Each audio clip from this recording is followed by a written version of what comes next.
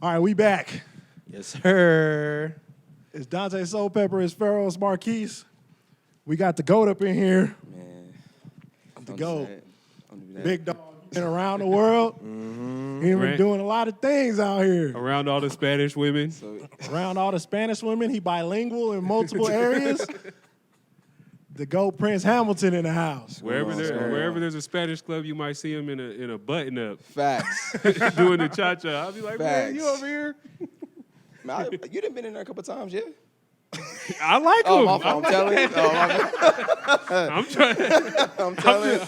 I ain't been in the button up and shit. You had the whole attire on. Hey, man. You might have the cowboy boots and the whole. I little wanted suit to up. one time. I wanted to dress up with the whole hat and the buckle and the little boots, but it just...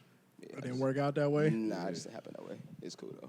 Man. We go. He know Peso Pluma by heart and Bad Bunny. Nah. I'm not a really big Bad Bunny fan. No, He's cool. J Balvin. They're cool. But it's... It's just not something you listen to. Yeah, he can't relate to none of them niggas saying. I bet he Yeah, start He like, ain't dancing. never felt that before, huh? He see a big booty Latina. I bet he start dancing real quick. I mean, a lot of music you play for the vibes when you just around the Yamins. You know what I mean? It's So a you vibe got a thing. Yada to Me playlist and then your own playlist. Of course, don't everybody? Yeah. I just play In a way, kind of. I kind of Nah. just play what I play. I might. Yeah, so you just get in put the a car. little bit more. She got to listen to Dom Kennedy all day. That's what You better learn you something with Wavy. she got to listen to all day. She's on the vibe, sitting in the motion, feeling open. Like, come on, man. It's not setting the vibe, bro. Everybody got some That's songs for funny. the ladies. That's funny, though. For sure. For sure. That's You know funny. what I'm saying? I could play some Larry Forge. You know what I'm saying? Larry June. Hold up. You gonna get a degree fucking with me? Learn you something. Hold up. We got some pre-pod thoughts. I'm gonna just say this. I'm not talking to nobody in particular, That means he definitely talking to somebody. but it's a couple weird ass niggas that be watching this pod that be liking and commenting certain shit. I'm gonna just say this, and we're just gonna leave it at that. I'm saying this. These things ain't got nothing to do with it. Y'all better stop playing with me. I'll turn this whole bitch into the shade room, and we just gonna move on. Damn, man. Damn, man. Mind your fucking business before I turn this whole bitch into the shade room. Anyway, Yeah, no, nobody else got anything to add to that? No? I already say what I need to say. You know what I mean? I'm gonna say what I gotta say, and then you could comment on it or something. But it ain't gonna fuck up my day what you say. Like Well, whatever Cam say, I'm riding with him. Now what? I'm he's spinning on the ops. We spinning on the ops too. You know? Yeah. I mean, yeah, he came in the I got it fit. Yeah, he ready for it. He ready for it. man, Prynce, they told me you was a Joe Budden fan. Big one. Big one. Absolutely. Well, hold on. Well, before I'm just caping, because I don't know when you say I'm a big Joe Budden fan, like, are we talking about music? Are we talking about personality? Talking about his music. Yeah. Yeah. Absolutely. What's your favorite tracks? Like 2, 3 of them. Everybody can answer this. It's just a quick one. Off the top, Oh, you out? probably All of Me and probably Ordinary Love Shit, the entire series. Probably 1 through 3. Yeah. Damn. Off the top of my head. See, I gotta go. Only Human. It's probably one of my favorite ones. Playing Our Part, and then the OLS. All right. I like the last one. Same, yeah. Part 4 is crazy. Before. Absolutely. Man, see, I like the All in My Head joint with him and Royce. Yeah. Off the Loose Quarter I mixtape. love that mixtape. And see, when you said All of Me, I like More of Me better than I like All of Me. Yeah, I do more- like More of Me. That's when he was with Kaylin at the time. Yeah, that whole tape was crazy. Loose Quarter is a crazy You tape. say off the top of my head, man. And then the one I really do like too is what's the last track on All Love Lost? Love for You, I think. Where it's like, I remember the beginning where he's like, you like me better before you knew my history, before you knew who I was. That's when reaching our potential felt likely. Nobody liked me. I think it is called Love for You. I know yeah. which one you're talking about. Yeah, man. Is that one on All Love Lost or no? Or It's Some Love on Lost? it's on All Love Lost. Okay. Yeah, man. Damn. Joe Got some heat, man. And motherfuckers be playing with him only because they know Pump It Up. But like he just didn't want to play the game, and that's why I always respected him. You ain't say yours. Because I can't. It's not that I don't listen to him as much as it's like it's hard to jump back into like that, like all that shit from back then. Because like almost the same reason that like Cam don't listen to Tory Lanez. I don't know So if I can relate to it right away, but I don't know like where to jump in You at. ain't never been Or in if I love. should You ain't just never been jump depressed. That's the mood guy. Yeah, that's all it's about. Any sad feeling you got, he got a song for it. That's what it is. I'm trying to grow myself out of that. All right. What about up clubbing with Marcus Houston? Oh yeah. That song is Yeah, fire. Yeah, that that's song is fire. fire. I forgot about See, people that. I didn't forget want to about say that. none of them like. Nah, we hit let that bass we ones. let that one slide though. Yeah, That yeah, one that one's dope. Oh, yeah, was that dope. one- that one slap. was crazy. I was gonna say that one, but I thought you were trying to Ed test Joe, my Joe Ed Joe is Buttonness. a No, is no, a I known really just- sniper. Joe is a known sniper, and he has some fire work. And me and Cameron always fight about who was his best work. Yeah. I liked Kalen. See, I'm more of a Sid. Yeah. I think I'm more sad. Tahiri was dope too. They was just funny on YouTube though. Like that shit. Man, I used to watch that a lot. Joe Budden And TV then when on I seen YouTube. Bria, like that they made the lyric, I see why niggas was making interludes and shit about she was some work, boy. Who is Bria Miles? I didn't know who she was until he said that shit in the diss track to Drake. Oh yeah. I didn't. Oh, and actually, I think Making the Murderer Part 1 is the top 10 diss track of all time. Absolutely. That one I heard, yeah. Absolutely. Absolutely. Nobody talks about it.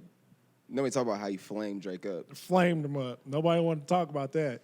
Drake know who he can and can't rap against. I And think he that's be when playing. he stays quiet. Yep. And he gets real quiet. He rather, I don't know, diss girls and Metro Boomin. I got another quick one. You the only other person I know too. Well, not the only. You and probably like 3, 4, maybe 5 other people. Right. Told me you was a Charles Hamilton fan. That's my man. I just talked to him 2 days ago. For real? Shout out to Charles Hamilton, Shout man. out, He shout was, out CH. he Shout was out one of my Star Chasers. favorites. He was one of my favorites in high school. Like for real. I need your top songs from there. About 2, 3 of them. I don't have top songs. I have top projects. Well, I mean, I'll go with that.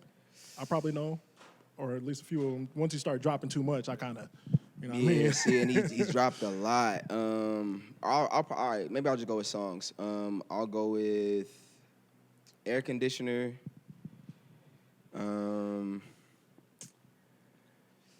Jeez, he has too many songs. You can do projects. Let me hear them. All right, Let's see if I know 'em. well, isn't this awkward?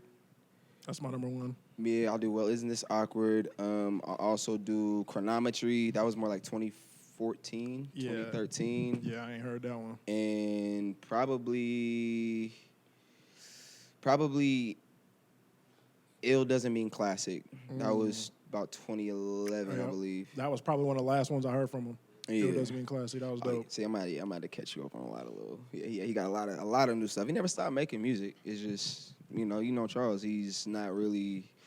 He's more of a trendsetter. He kind of goes his own way.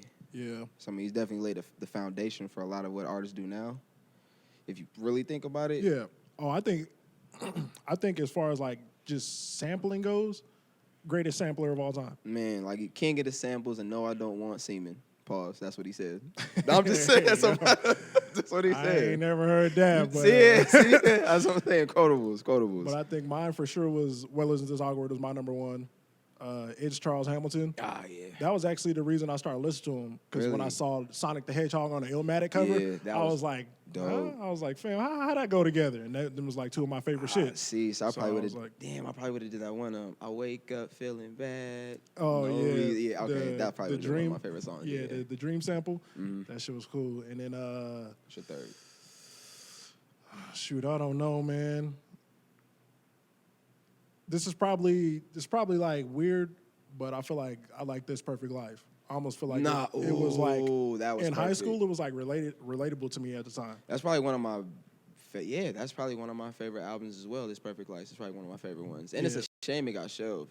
If my mom came in here and I started singing Barbara Walters, she know the fucking song. I'm ready to tell my story. My mom used to think that was some heat. She was- 3 pound bullet. my shit was the long pink socks joint. Oh yeah, with And Show then Too Fly. the Tears of Fire with Crooked Eye. was on there. Yeah, Man, yeah, Crooked Eye went crazy man, on there. Charles is y'all. You guys like Charles? I've never heard of this man. Who y'all speak of? I have not. I've heard a few tracks, but I ain't never really. I'm about I to was- do my homework. What He y'all talking was a about? goat to me, man. I'm telling you, back in the day. Honestly, I need to just get everything in a zip file for you and send them to you because Right. I still got a bunch of his shit on my hard drive, like all the ones I used to like. Because the Intervention mixtape was pretty dope. Yeah. Outside Looking, Yeah. Death of the Mixtape Rapper. Like I'm telling you, like he was Yo, that's what we were talking That shit about was like a crazy. week and a half ago. He said he really didn't like that. Death of the Mixtape Rapper. Yeah, that's probably one of his least favorite mixtapes. He said. I can't remember what song it was, but when he did the God Gave Me Style remix, that's like one of my favorite shits. Which one was that one on Death of the Mixtape Rapper? I think? Yeah, it was. Yep. That one, I think. What Beetlejuice? Was that on Outside? I think Beetlejuice was outside. And then Ambitions and Musicians. Oh yeah, whatever the Pac joint. Yeah.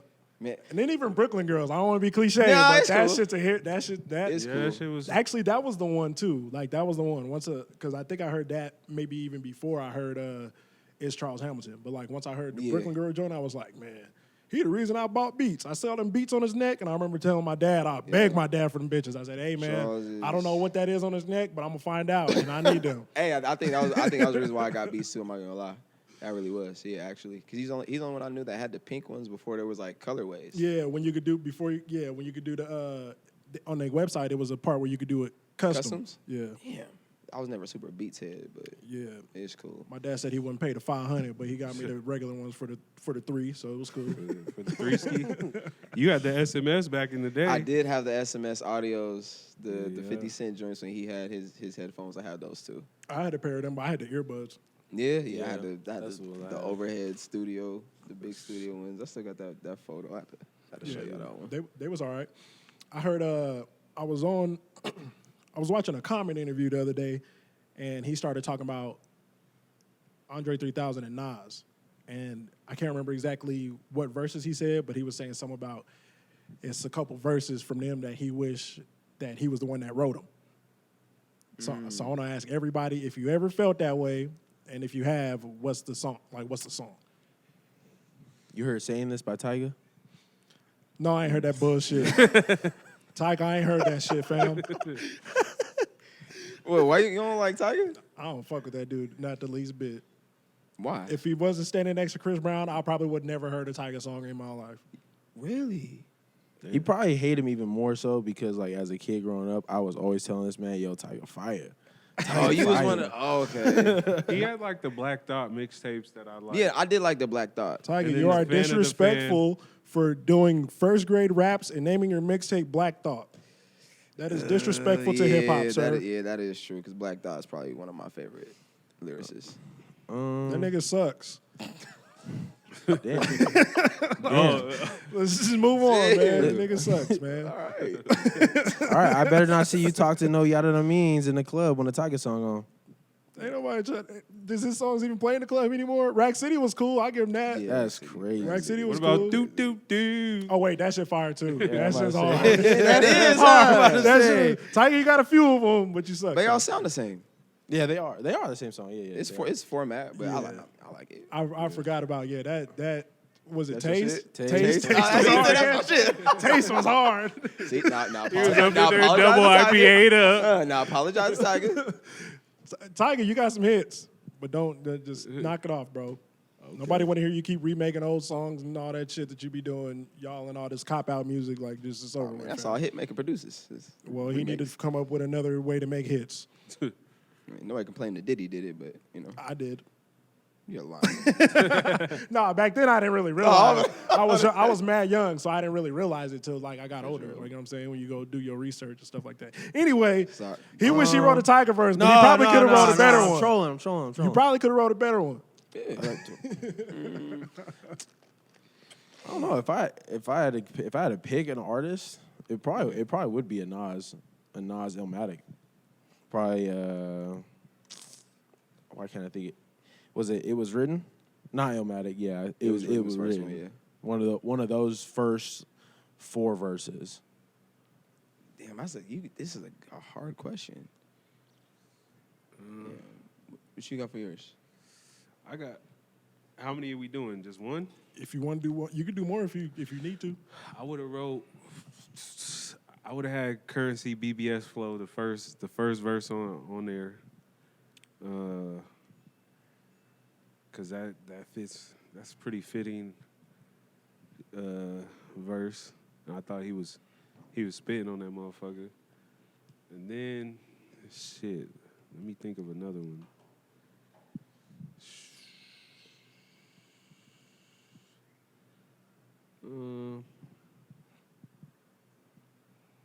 Yeah, see, it's too many verses. You thinking about too many songs right now. Yeah, I'm thinking about a whole bunch of songs because I'm like, shit, what's fitting? Yeah, If we staying in Currency, I mean, Airborne Aquarium was crazy. Yeah. Airborne Airborne For Currency, sure. I crazy. like Currency. Did you guys like the album he did with Jermaine Dupri? It was all right. It was alright. Yeah. Okay, alright. yeah, I didn't think it was kind of. It was all right. The Never Enough joint was fire, and then that's the only one I still listen to. It was all right. But the one he just put out with Trauma Tone is fire. Yeah, that shit's fire. I think it was just not. I don't think it was a commercial attempt, but it was. I don't know. Jermaine Dupri's just more. I don't know. Commercial sounding, formulaic. It was more of like I don't really like their collaboration together. Yeah, it sounded almost too polished for a Currency track. Oh, Like, I it sounded probably- like That's it what I was saying, Sounded yeah. like the drum sounded so like to a T. Like it was. Yeah, I that's don't know. what It I was was weird. saying. It It just was sounded a very little too polished. polished. I would Devil in a New Dress, Kanye. See, mine was a Kanye one too, but it was actually We Major. Yeah. Yeah,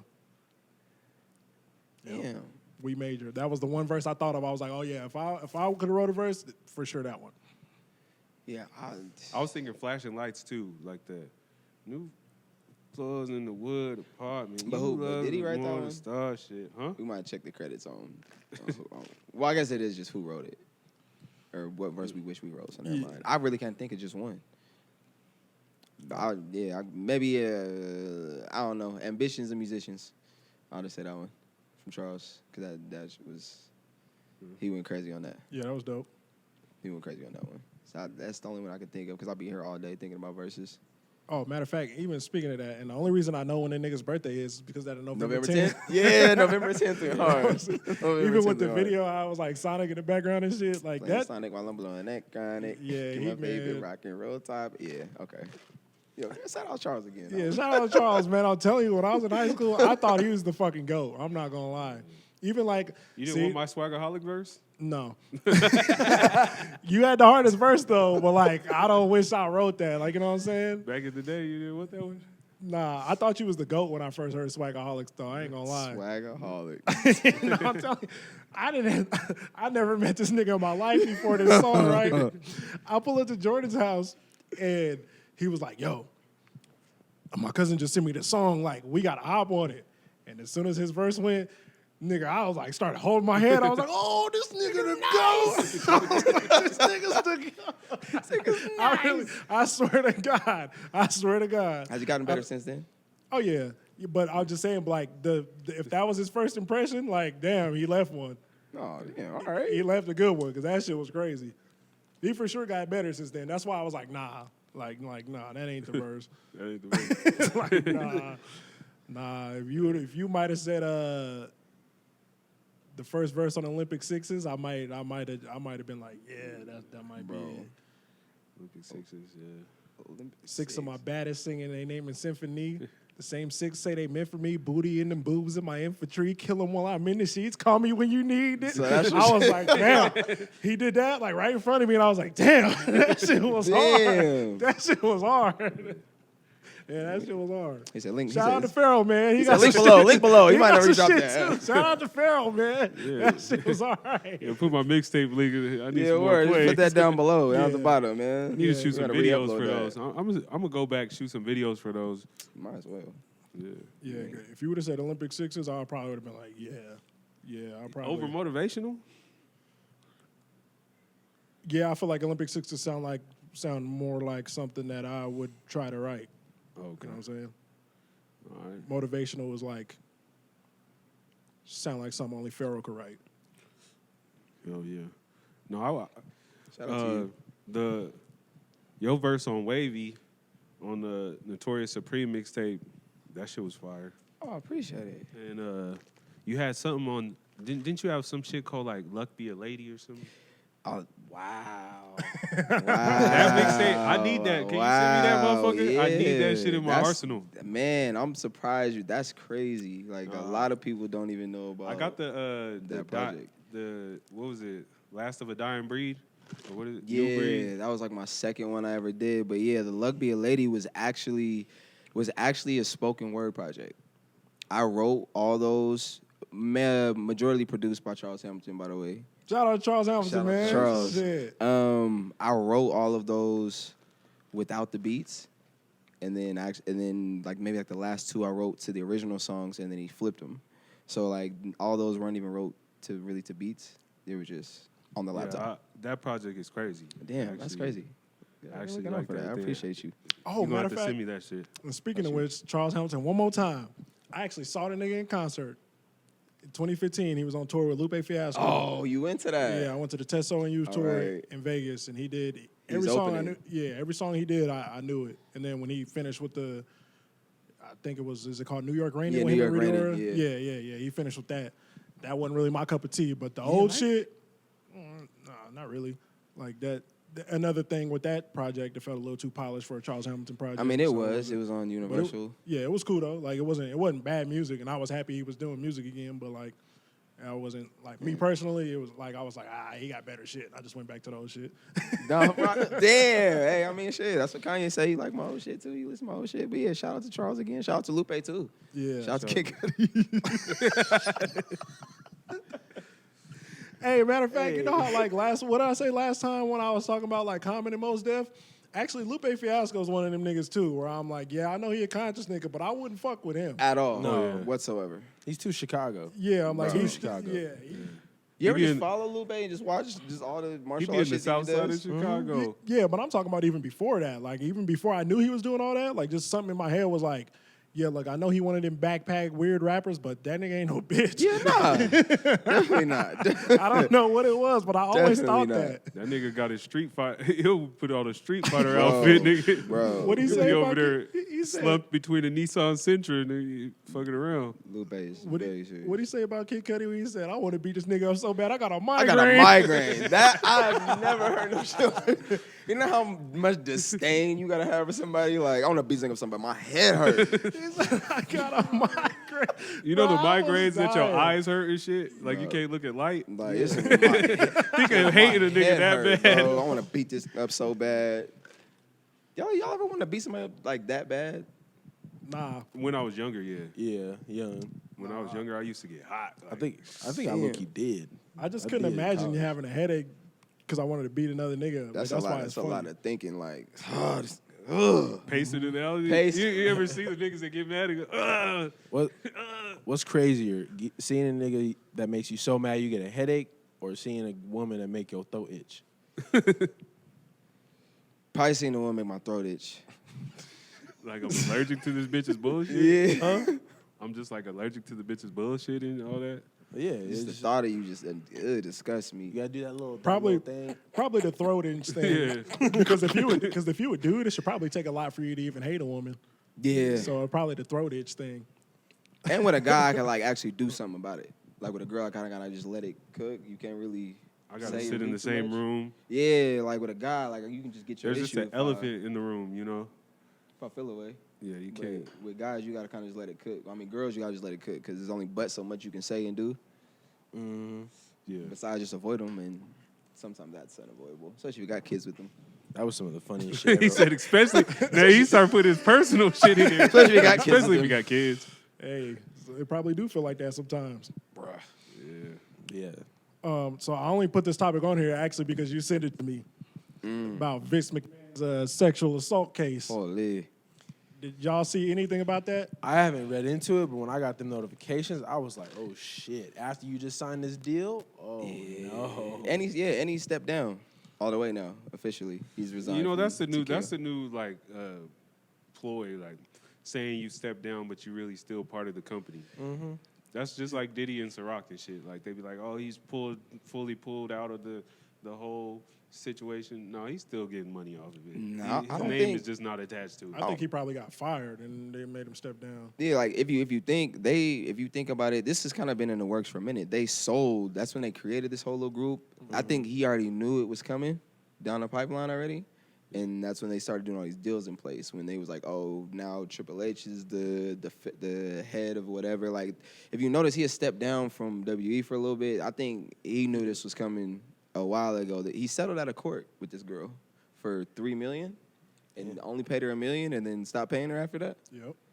And so here we are. So this is the crazy part. Is I was reading some of the court documents. Mind you, I used to watch wrestling when I was a kid. So like anytime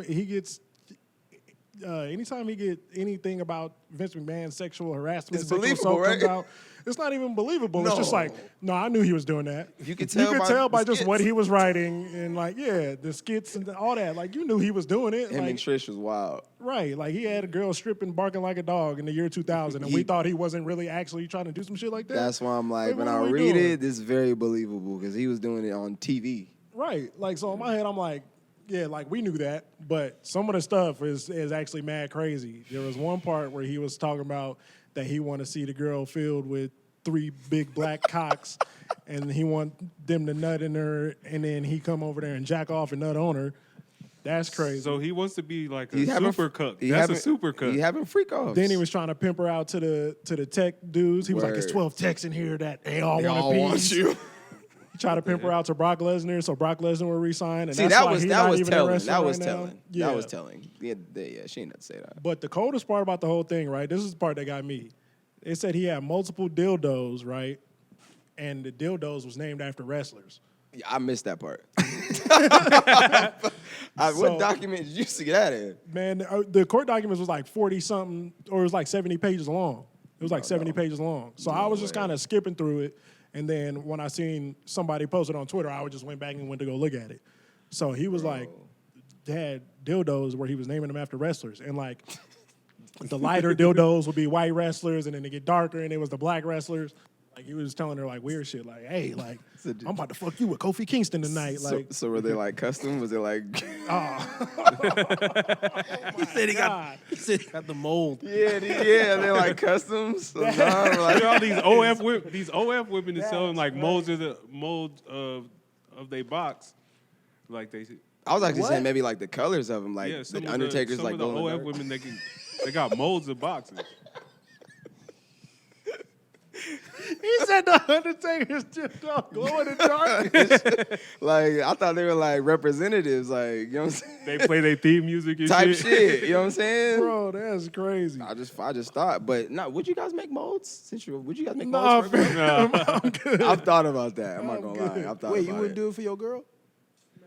Oh, man. Why would I do that if she got a real thing? For the same reason we was just having an off mic conversation.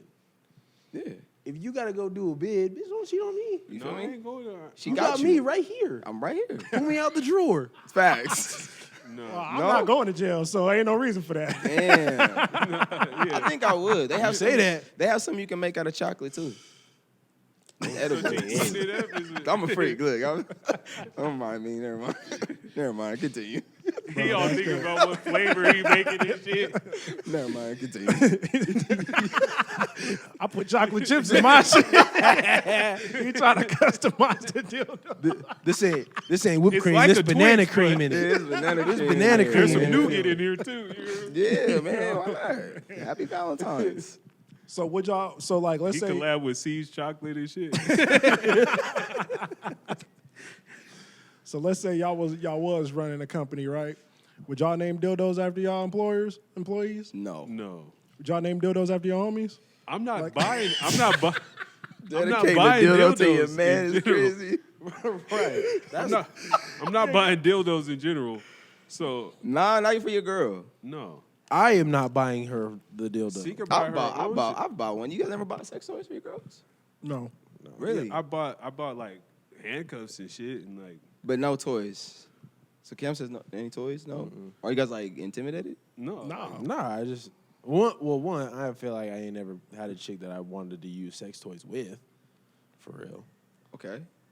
I mean, I bought like Oh, now you thinking now. shit to enhance shit like Yeah, like the little ring or the whatever. ring that vibrates. Yeah. That's for you. I mean, the vibrate one's for her too, I guess. But you gotta. I don't like that because you gotta be like pelvis to pelvis. Like you gotta be in there and make sure it's right on the thing.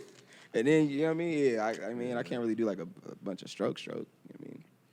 Yeah, so other than that, and like honey packs and shit, no. Maybe I just ain't a freak, nigga. I know that is true. You like missionary? Like looking at her in the eyes and telling her how Kissing you her. care about her. if you- Yeah, kissing her on the if lips. you ain't kissing her, man, then what's the point? Nothing. Realistic. If you're not kissing her, then there should be no point in fucking her. But you're a kisser? Yeah, I'll be kissing them. Really? Why not? All of them? I don't see how you have sex without kissing. Really? I can't. You know what that means? You fucking with some wholesome women. You fucking with some other women. But what if I don't want to? Yeah. Not everything is like, you know, a kiss, and sometimes it's just like a quick, you feel me? But you kiss all the time. Just like I said, I don't see how you're supposed to have sex without kissing. Like, you just, you know what I mean? From the It's bike. part of the game. Okay, but like you just start from the back. Sometimes. Sometimes. Man, nah, you gotta be, you know what I'm saying? Like the early morning, like rollover, Okay, that's different. it's from the back. That's different. The club, bathroom. I ain't never done shit in the club bathroom like that. No, just me. No. Yeah, I won't. Pharaoh? I wouldn't tell knock it. I wouldn't knock it.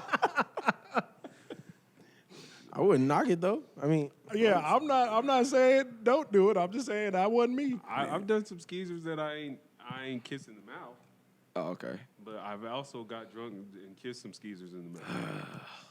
I ain't Man. gonna lie about it. Like shit.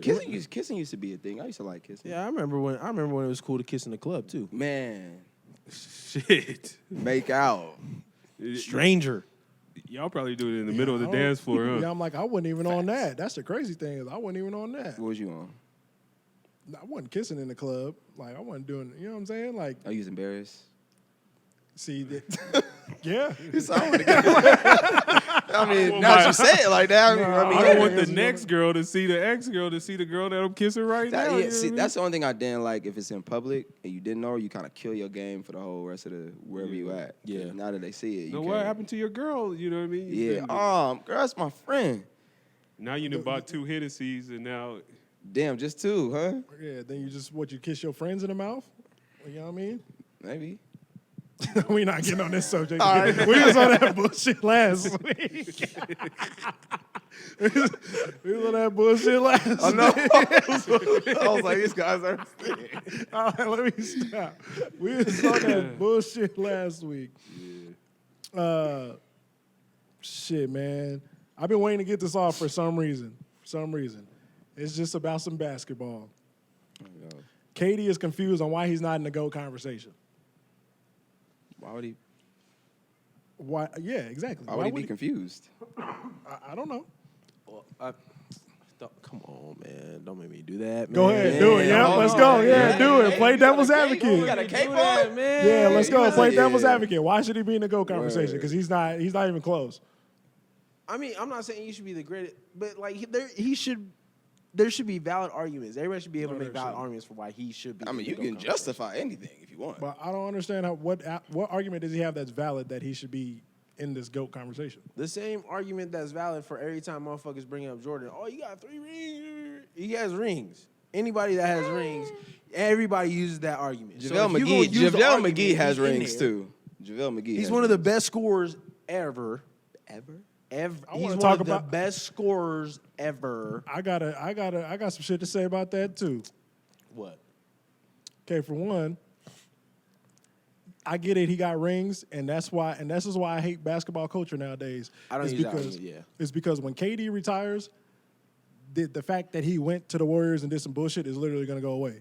It's just going to be about his numbers, his stats, his accolades. Nothing else. For KD though, I don't think that's gonna go away though. Shit. Nah, definitely not. I don't think that's. I Gonna don't go know, away. man. Because he didn't win outside of them. And at some point, you're gonna look at those rings, and someone will go and see who was on that team. And you look like, Facts. oh fuck, the greatest shooter ever, the top 5 greatest Yeah. shooter ever was on that team. But this is what I'm saying though. So the way we argue about like 80s basketball when it come to like Magic and Kareem, we don't have the context. We just got the numbers, the stats, the accolades. When the next generation that didn't see KD and Steph live, they're gonna go look at that and they're probably gonna start making arguments that KD's better than Steph because when they played together, he had the Finals MVPs and Steph only got one, but somehow got 4 rings. It's the same shit they do with Kobe and Shaq. That's exactly what's gonna happen. I don't know if I use Kobe and Shaq as a parallel. As a reference. Yeah. It is a reference though, because that's exactly what's gonna happen. Because it's just that's what it turns into. Shaq carried Kobe. People are gonna say that. KD carried Steph. Like that's exactly what's gonna happen. But it's hard to say that though because they had Steph, Clay, and They KD. won before he got there. and they I'm was not- winning before he got there. Yeah, I know that, but we know that. But I'm saying when the context is taken out of it, KD is gonna be looked at in a greater light than he probably should be But I don't think he'll ever get looked past because like to us that live through. But just like you said, eventually they'll look at the numbers, but then they'll look at the teams. So it's gonna be you're not gonna be able to run from it. I hope you're all right. I hope y'all are right. To be honest, I think it more depends on the rest of his career how it will be looked at. I will. That's where I probably take the cape off because like if you look at the grand span of his career without the context, you played with James Harden twice. You had Russell Westbrook and James Harden on your team at a point. You had James Harden and Kyrie at one point. Now you have Book and Beal. You had Steph and Clay. Like you played with some dudes, and you don't have as many rings to show for it. But you've also, with context, have been one of the main catalysts for those back-end teams. Like the Kyrie and James, they weren't necessarily on the floor with KD that first time around, and KD almost got there. Beal and Book, like Beal's missed a bunch of games already. Book's missed a handful of games already, and KD is still out here scoring at a 55, 57% rate, dog. Like the fact that he is 7 foot doing what he does is insane. That's why you can't deny his GOAT status. He does all the same things that all the other GOATs do. It just probably may not look the same, but it's more efficient. It's more dependable. but see, when we say GOAT conversation, I think he's talking like the greatest, like top 5. He's not ever gonna get close to that. I think he's probably top 5 best basketball players ever. I don't even agree with Ever? that. Yeah. I don't agree with that, and I'm here to. I honestly look. I'm here to make the argument. He's not a top 5 player ever, and it's never going to be. Nah. Because just like we're saying, he never carried a team to anything. So whoop de do, and that's number one. Number two, we got to have a conversation about the fact that this nigga's not the greatest scorer either. That's And almost I don't like even. scorer. No, he's not He's there. a great scorer, but one of the greatest. Yeah. The greatest, like, He's not the you greatest. ever seen. He's Bro, not, he's what not the can greatest you throw, scorer ever. But what can you throw at him that's gonna make him have a night where he's going 3 for 20 something? Let me call Ime Udoka and see how just a double team and some help defense literally had the nigga turning the ball over and they was getting blown out by the Celtics. Holy. Out of one, is When that it- a series? That was time for him. That was time for him to carry the team, and he was sitting there at the top of the key turning the ball over because he cannot run an offense from the top of the key. So it's ways to take KD out of the game. But Kim, he's not a point guard. Neither is LeBron. And, Okay. and Well- LeBron he's a complete scorer. LeBron's yes. a point guard. But KD is a scorer. He's on the floor to shoot that motherfucker and get to his spots and make it with efficiency. Okay, and if that is the case, I don't think he does that at a top 5 rate How? because the nigga never even scored 60 points in a game before. But if I'm this is why I'm saying he is the best player. KD doesn't do anything outside of just playing the game. He's not being like 4, 5, 6, 7, 8, 9 possessions down the floor. Hey, give me this ball on an ISO and just get the fuck out the way. He's moving within the offense. He's still making good basketball decisions and shooting maybe anywhere from 15 to 18 shots a game. 15, 18 shots, if you were to make all of them just off twos, is 36 points. All that sounds good. And if he's doing all of this against other guys that look just like him nowadays, dudes that are 6'7", 6'10", can guard on the perimeter, move just as fast as he is off of a Achilles tear, and is still able to shoot and score at 55%, be a 50, 40, 90 type of scorer. Like there's not even like And two still handfuls lose, of 50, and still 40, not 90 carry your guys. teams, and still play with 1,000 top 75 players. Like what is that doing for him? Like okay, like for example, let's just say he never went to the Warriors, right? Let's just take that 3 years out of his career. Let's say that doesn't exist. So he don't got no rings, he don't got no Finals MVPs. What would make his career better than Carmelo Anthony's? The fact that he didn't need to do it off of an ISO. How many? If you were to, no, are you gonna hear me out, Come on, fam. dog? How many screens is Melo running off of, and how many plays on the defensive end is Melo affecting? Melo's About more of the a same clip as liability on KD. defense than KD is. KD only played defense in goddamn Golden State. Yeah, they didn't really need his scoring. So if he has the ability to play defense and score on the ball, how does that not make him better than Carmelo Anthony? Because they just that's what I'm saying, though. They just do the same thing. No, they literally don't. do the same Melo thing. They does not just- play What are you talking about? Neither does KD. What? KD only played defense with the Warriors. Bullshit, he plays Cam. help. He plays help defense, and that's about it. Like he really doesn't play defense. If KD needs to go get a stop against somebody, it's not gonna happen. Yeah, it is. If he Bro, plays he's 7 foot. What are you Bro, talking if about? he plays the Sixers right now and somebody need to guard Joel Embiid, KD's gonna do it. No. Center nigga? And even at that, yeah.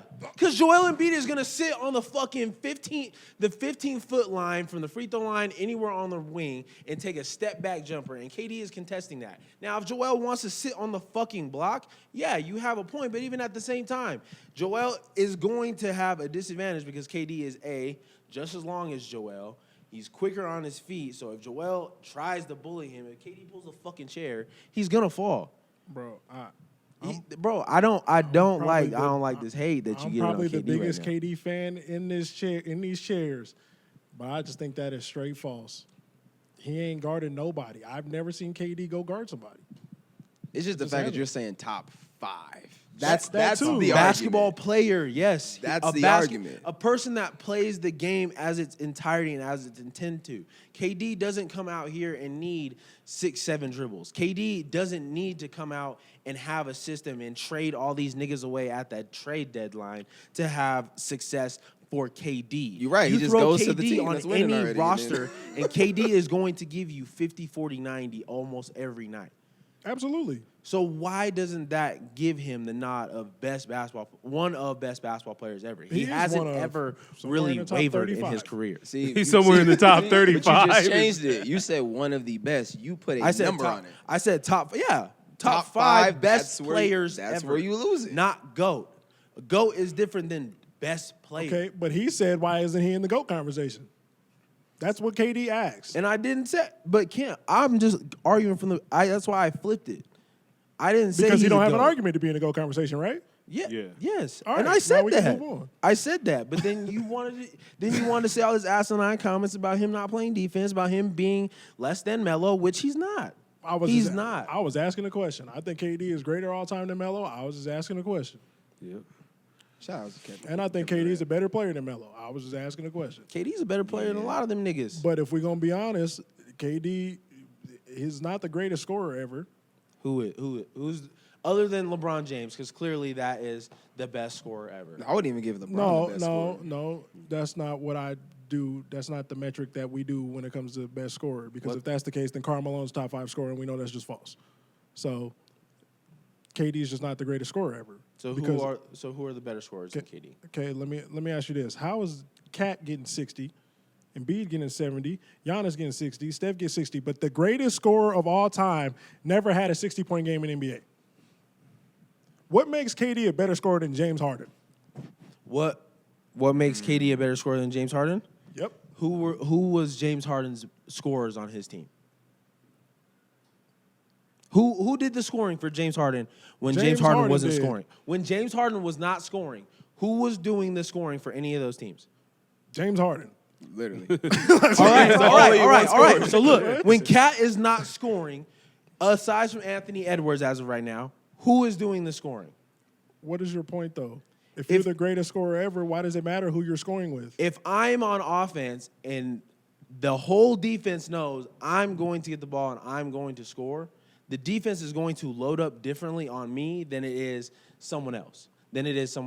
Steph can get 60 because Klay is running the wing with him, and Klay can have 30 in a fucking quarter off of 7 dribbles. James Harden doesn't have anybody else, and he's a system himself. KD doesn't. KD. You kind of answered him. You How? just kind of like. How? Because KD played with Steph and Klay. So if he could score 60, he should have did it over there. And how close did he come? 50-something? That's not 60 to be the greatest. If I just saw Luka drop 70, if Donovan Mitchell dropped 70, if Devin Booker could drop 70, what stops KD from getting 60? I don't want to hear this shit about you can't, defense this, defense that. But you can't. Nigga, go to the line. But Cam, you can't do that now. KD is off of an Achilles tear, and he's still doing all of this shit. Okay, and if I got to sum it up from his career from 2007, he never dropped 60 points. He's not the greatest scorer ever. It's cap, bro. If we got, that's what I'm saying. Donovan Mitchell dropped 70, bro. KD don't have an excuse. He just doesn't. Off of attempts. KD has never taken that many attempts. And if you're the greatest scorer ever, take those attempts. No, that's not how Cam, that's bullshit. You know that's not how basketball works. No, it's not. You know damn well that's not how basketball works. Look, if we got to break it down to just the numbers, fam, like that's what I'm saying, right? Pull up Basketball Reference. How many? There is not a game where he's taking as many attempts as any of these guys to get 70. But look, that's what I'm saying. KD has scored over 59 times in his career. Doesn't have no 60-point games. James Harden scored over 50 23 times, over 64 times. I am a system. Steph over 50 12 times, career high 62. That's his only 60-point game. All right, so statistically speaking, if KD gets over 50 3 more times and gets 60 right there, he's just as good a scorer as Steph is. If you're the greatest scorer of all time, nigga, score 60. That's all I'm saying. At least once. One time, because LeBron scored over. But he's not getting the attempts to get over 60, Cameron. But how? If LeBron could score over 50 14 times and have a career high of 61, and that's his only 60-point game. Giannis Antetokounmpo supposedly has no bag, scored over 58 times, has a career high of 64. Cat scored 60, Embiid 70, Luka 70, Donovan Mitchell 70, Devin Booker 70. Okay, then that's what I'm saying. So if all these dudes are the system, right, then either your argument of KD being the most perfect basketball player is inaccurate because he not can't. A system. He's not a system. So then he's a role player, and that takes him out of the GOAT conversation. No, it's not. You can throw KD on any team, and he's going to be KD at the end of the day. It does not matter. He is going to be efficient, and he is going to score the basketball. I don't need him. I don't need to draw up plays to throw him in these spots to make sure he gets 25, 30 attempts. He is going to do it naturally. So if he's just doing that naturally, getting 50-point games naturally, imagine if he actually has a system to where, KD, we're going to run 15 plays for you right here on this spot. I expect you to score 15 times just from that spot, and then everywhere else on the floor you score from is going to be a bonus. James Harden has a system to where it's pick and roll, and he's getting to decide. Steph Curry has a system to where there's so much movement, and he has another catalyst of Klay Thompson on the wing to balance it out to where I have to be accountable for 2 shooters, and he's still moving off of screens. Joel Embiid, system player, because he's a big dude, and I'm getting him his touches around that 15-foot mark, and again, getting him his 15 shots to get him 15 buckets at the bare minimum. Marquise. What other scores did you say? Marquise. Give me Luka Doncic, Marquise. another system player, and he's a point guard. He's handling it the majority of the game. He's getting to make these decisions and getting to be aggressive and get to take all these volume shots. KD is not a volume shooter. Marquise. Devin Booker is a volume shooter. Bradley Beal is a volume shooter. Steph Curry realistically is a volume guy. So what are you if the talking best about? players is volume Marquise. shooters, and he's not. What does that make him? Not a chucker. Marquise, you breaking this down to me in basketball terms like I don't understand. I get it, but all I'm hearing is a list of stars that cannot be stopped and a star who can be. And then you're ignoring the fact that I'm telling you that there is systems in play for these guys to actually do that. No, I'm aware of that. I'm aware of that. So, Since but if that's OKC the case, then OKC, why isn't the greatest scorer of all time the number one option on every team he goes to? If that's the case, who? Wait, KD. If he's the greatest scorer of all time, why isn't he the number one option on every team he goes to? Because he's not the guy handling it the majority of the time, and he's not the guy that's going to dominate the game. That's not how he plays. That's not how he plays. And that's why he doesn't win. And that's why he's not in the GOAT conversation, and that's why he's not the greatest scorer. How? But no, That's all it I comes don't. down I don't to, 'cause fold if to it's that just greatest. by- I'm not. if it's just I by fold to the metrics- older ones. I'll fold to the other ones. I'm not folding to the greatest scorer conversation. Who is a better pure scorer than KD? Kobe. No question asked. No. No question asked. No. No question No. asked. Would you say No que- Dame's a better scorer than KD? No. I don't think so. No. I don't think so. KD's not the greatest scorer. Just because you can plug and play him, that doesn't make him the greatest scorer. I can plug and play. How? I can plug and play Kawhi Leonard. What does that make him? And he's not gonna play. And he's not gonna do as much as KD does. He gonna win championships. Does he? Yeah. With Toronto? We seen it. He got All right, put- so because KD went down with an injury and Klay Thompson went down in an injury and Steph Curry was on E for a gas for his Okay. finals run. That's what gives Kawhi Leonard the plug and play because Marquise. everything lined up for him to win that title. we can do that with KD too. So just because Chris Paul got hurt, KD is part of the greatest team ever. Just because he joined a 7-3-9 team, now he got 2 Finals MVPs. Like we could throw weird shit of any player that won rings. Just because Andrew Bogut got hurt, LeBron came back from 3-1. Like, what are we talking about? Draymond Green got suspended, LeBron came back from 3-1. This shit don't matter. At the end of the day, none of that matters. At the end of the day, Kawhi Leonard got plugged in and won a ring with the team way lesser than what KD had. Whether KD got hurt or not is beside the point. He won that ring as a plug-and-play player, and everywhere he goes, he plugs and plays and does the same thing, just like KD. No. The only difference is availability. That's what I will give you. But realistically, if KD is the greatest scorer of all time, I need them numbers to back it up at the end of the day. And by numbers, there's no way the greatest scorer does not have 60 points. It just doesn't make any sense. There's no way you can slice that up. The greatest, nah. I'm not folding. I'm not folding. Because there's Like- not. I'm gonna put Come on, man. Like, I get it. It's system this, point guard that. But, like, come on, man. James Harden put together the greatest scoring season that we've seen since Kobe. And, like, why didn't the greatest scorer of all time do that? How many scoring championships did they have? Did any of those guys that you named have? I don't know. I got no idea. I don't think it's more than 4. I got no idea. But I still, don't think it's more than 4. but because he's consistently a good scorer. I'm not denying that. But the greatest, and you don't have a 60-point game, I'm not falling for that. That sounds like you can be stopped. No. If Giannis with no bag could put up 70, I don't give a fuck about what the system is, because if it's that easy to just crowd Giannis and make him do something else, then he shouldn't be scoring 60. But when Giannis gets to barrel down the lane and dunk it and get layups and get to the free throw line 20 times in a fucking game, Sounds like more than 20 times in a game, Sounds like KD need to take the Tristan Thompson route. Holy. Go get on them PEDs then, nigga. Score 60. Come on, fam. Tristan Thompson. that's trash. That's- that hey. was a garbage take. You know? That's all I'm saying. That's a Like, garbage take. Got to get it done, KD. That's all I'm saying. tonight. Hey, score 60. Did Ray J score 60?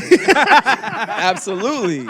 You ain't seen the Kim Kardashian tape? Absolutely. Oh, that's He ain't crazy. missed. If we That's start going crazy. down, what were we talking about earlier, snipers? If we start going down the list of These snipers, we got to put Nick Cannon, come on, Joe man. Budden, Drake. That's a good. What's Bow your issue Wow. with Ray J, man? I have to know. I don't have an issue with Ray That's J. not what I saw on this show, bro. I just- It's not what I saw. Hey, this is what we got. We need to play the. Yeah, don't worry about Came this. with Was a full a clip. major issue. I don't have an issue with Ray J. I just think that, like, we be overrating his career. How? Because, like, man, I feel like it's dudes from that same era that just, like, that's Just give better me than them. one. I think Omarion better than Ray J. You're fucking on rocks. I think No, he's not. I look at Ray J, man. No, you don't even believe What do you that. see? Scooty bikes? No. I think Ray J is dope. Don't get me wrong. I think One Wish one of the greatest songs. He asked if I could make a better song than Sexy Can I? Absolutely not. Come on, man. Absolutely And not. that's 2 more better than John Legend. Facts. Mad facts. Okay. No, I don't know John Legend's discography. Wait, what I don't about know shit about John Legend. hey, what about the one with the New Boys? Tie Me Ain't Down. gonna tie me down. Yeah, that was your joint. You Oh. like that. It was cool. No, you It was liked cool. it. This nigga was doing the remix. You liked it. You It liked was it. cool. I fuck with the new boys though, so like it was cool. on. It was cool. Are you But kidding me? I'm just saying, man. I just feel like for example, I'm taking Pretty Ricky over Ray J. So you gonna take a whole group over one person? Yeah, I think that their 2 albums was better than his, however many. Nah. I'm taking, you know what I'm saying? And I think, like, I look at Ray J almost like how I look at Mario, where like they was cool in that era, but like they wasn't, you know what I'm saying? They was cool. They had a big part. No. They had a big part, but like I just think like his other cast it was better. Nah, this Mario. Because I can't live without One Wish the same way I can't live without Let Me Love You. Like, you know what I'm saying? But I mean, if I'm gonna listen to an album, I'm turning on Blue Star or Late Night Special. Who do you put Bobby Valentino over him? Ooh, That's the question. That's the real. that's tough. And I rock. Can you Ray. live without Anonymous? No, I can't. Yeah. I can't. Yeah. Absolutely. That's tough. I Because think, Anonymous and Icebox, I think those beats are super similar. Well, they're both by Timbaland. Yeah. damn, I didn't makes think sense. about Bobby V. But Bobby ain't fucking with Ray J. I don't know, man. Come on, man. Ray J. I think Because Peak. can you live without Slow Down? This is what I'm about to say. I think Peak. I think I'm gonna go with Bobby V, but I think Ray J had more. So I think I might have to go with Ray J though. Are we just talking about music? Because I'm not talking about just music. I'm talking about the culture, the cultural. Okay, Impact. elaborate on that thing, because maybe If that's it's where that, our then disconnect it's Ray is. J. It's yeah, Ray J. yeah, elaborate For on sure. that thing, because maybe that's where our disconnect is. I mean, we can go to reality TV for the love of Ray J. He basically took over VH1 and basically made VH1 hot. That's facts. These I are forgot. factuals. I forgot about that. I did forget about that. You know what I'm I saying? forgot I about mean, Florida, I for mean, sure. of course, Moesha, he did his little thing on there. 1-on-1. He was yeah. dope on there. I don't know if you guys remember he was in Steel with Shaq. Yeah, he was. He was a little, he was a little brother on that one. He was the first R&B dude gang banging on records. That's facts. That's facts. Come on, like bro, like what are Did we? him and Chris Brown have a Bloods mixtape? Yes. That's why I don't even want to talk about the nigga. Cause Come on, exactly. That's what I'm saying. That's why I don't wanna talk about him. He He bagged Hop Whitney. off He the bagged scooty Whitney bike and hit you in Houston. the back of the dreads. Yeah, He Ray J- bagged Whitney Houston. Ray J, I don't want no and smoke. dissed Bobby Brown. See, y'all don't see nobody. Yeah, see, there's on this album, All I Feel. He has a song called Girlfriend, and he's dissing Bobby Brown. He said, "Is that your girl?" He's like, "Is that your wife? Is that your shawty?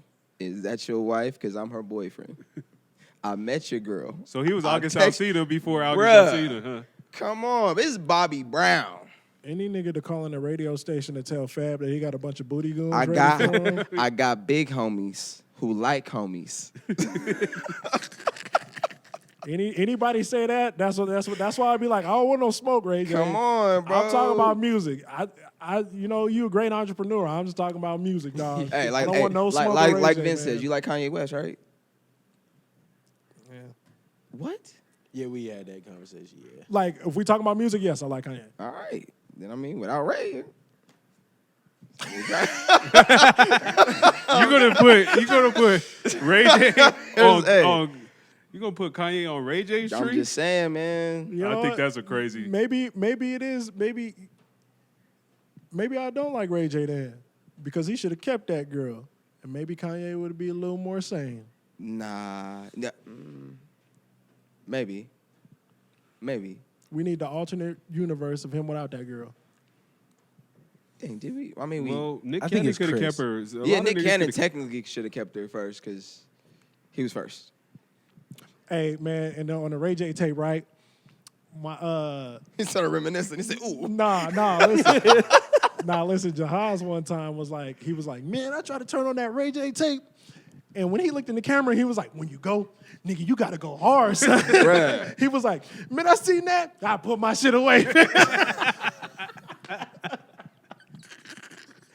It was. Hey, I mean, the only thing I didn't like about it is because I don't know if anybody else had a copy of it. I had a bootleg copy of it. It was a blank white disc. And He knows the color of the disc. He remember he was watching that motherfucker. I was, man. He was He doing had a like couple scratches on it, huh? look like one or two, but it was cool. But no, he had like just the audio was off. So like not the audio was off. It was just not synced correctly. Yeah.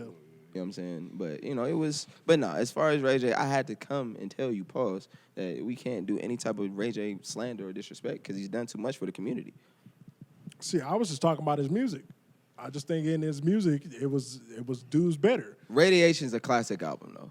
I don't really think so. I don't think he has any classic albums. What? I think he has a lot of classic records. I don't think he has no classic albums. All right, have you listened to Radiation all the way through? Yeah, I got the physical copy somewhere. And you didn't like it? It was cool. It was cool. I thought One Wish was like one of the greatest songs ever. I Better still think than it's... better than Blue High Heels? See, that was cool. But like I'm saying, I think One Wish, like I just remember the video, like that shit had a lot of impact on like my entertainment life back then. Like I used to be like, damn, this is a record. Like this is I be okay if I get, and how the beat broke with the come on, man. Like I man. thought One Wish was one of the greatest shits ever. So that's why I have that album. Hey, but in the video, the girl wasn't even really like that. Like she didn't even look like that. If you go back and look at some of the videos, the girls really wasn't. I was like, the girl wasn't there. You got some carpet in your beard. Bottom. The bottom. If you was his man, you just get it for him. There we go. Pause all that. Hey, I can see it in Cam's face. He's like, bro, don't make me do this on camera. I was like, come on, fam, just get this. He didn't want to do it. But I'm gonna cut that out. You should have did it like a man and just slapped it out his beard. You know what I'm saying? Just like, I got you, bro. But yeah, the girl wasn't like that in the video though. He was dancing in the rain for her. I was like, she don't even look like that. See, but that. But sometimes you might feel something about a 6. You know what I mean? You might feel something about a 6. You might dance in the rain for her. So Yeah, nah. she provided a vibe that she could maintain. Maybe she had some good box. Maybe. She was depressed. Maybe. But I want to pause it on that because there was somebody with you as well. John Legend, Ordinary People. Man, that Classic shit, record. Classic. That shit is bullshit. It's not. I'm not doing this with you, bro. It's classic. It's the old little black and white video. Black people dancing around, but you got the white wife. See, you know what I mean? Stop See, doing you that. taking it somewhere else. I'm only talking man, about as no. far as the record, the lyrics of what it is, as far as it's standing for, not just quitting in relationships. And look, we're going through whatever we're going through. Let's He make quit this his work. Let's relationship try. with black women. Well, you technically And can't then- quit what you never start. So there's that. My God. And his wife looks like a lemon head. Shout out to Christy. She does. She looks like a lemon head. So I mean, You ain't never getting that feature. I'm telling you. Yeah, John Legend. I didn't say that. damn, you I really need- want that John Legend? I need I'm the telling you, you the could get free off a better- enterprise. You could get off a better shit with Anthony Hamilton. You was right when you said that, but I want the free enterprise. I need that. Name a better song than "I'm a Mess." Anthony Hamilton that that None. John did. that No. John did. No, John. I don't listen to John Legend, bro. I just know his shit. The John I Legend. will say everything he's done with Rick Ross fire. The Freemason shit. So you good for features? Yeah. Like Brent Fires. No, we ain't gonna do that to Brent. How you feel about Ray J? I feel about Brent. Oh, all right, my That's bad. kind of crazy. I just thought it was one and the same, 1A, 1B. You know what I'm saying? Nah, man, I want the free enterprise. You was tripping when I told y'all free enterprise was gospel, nigga. I used to be in the car like just. I'm telling y'all, listen to the lyrics of free enterprise, and you will see why I thought that was gospel. Especially in 2015, I was like, man, Where do you put Rick Ross in the all-time rapper list? like we talking about bars or like discographies. I think if it's discographies, he's high as fuck. If you take both, like just all around. I almost feel like one kind of hurts the other. Yeah. Yeah. You feel like his bars is lacking? Not Not lacking. lacking, but He like has bars? Yeah, he does. Candy go, bars. Go ahead. Not lacking. Protein but, bars. See, Some some people talking people. about raps. Hold on, let him go. Not lacking, but it's not. It doesn't lack, but like where, as a collective, his music sounds amazing. Some of the best shit. Some of the best albums I've ever heard. If I were to go and like just take these tracks individually for what they are, I feel like there's more tracks. Not more. I want to say more, like thinking it's going to be like a big difference. But I think there is a couple more tracks or types of tracks that hurt his His overall lyrical rating. ability. Yeah. Okay.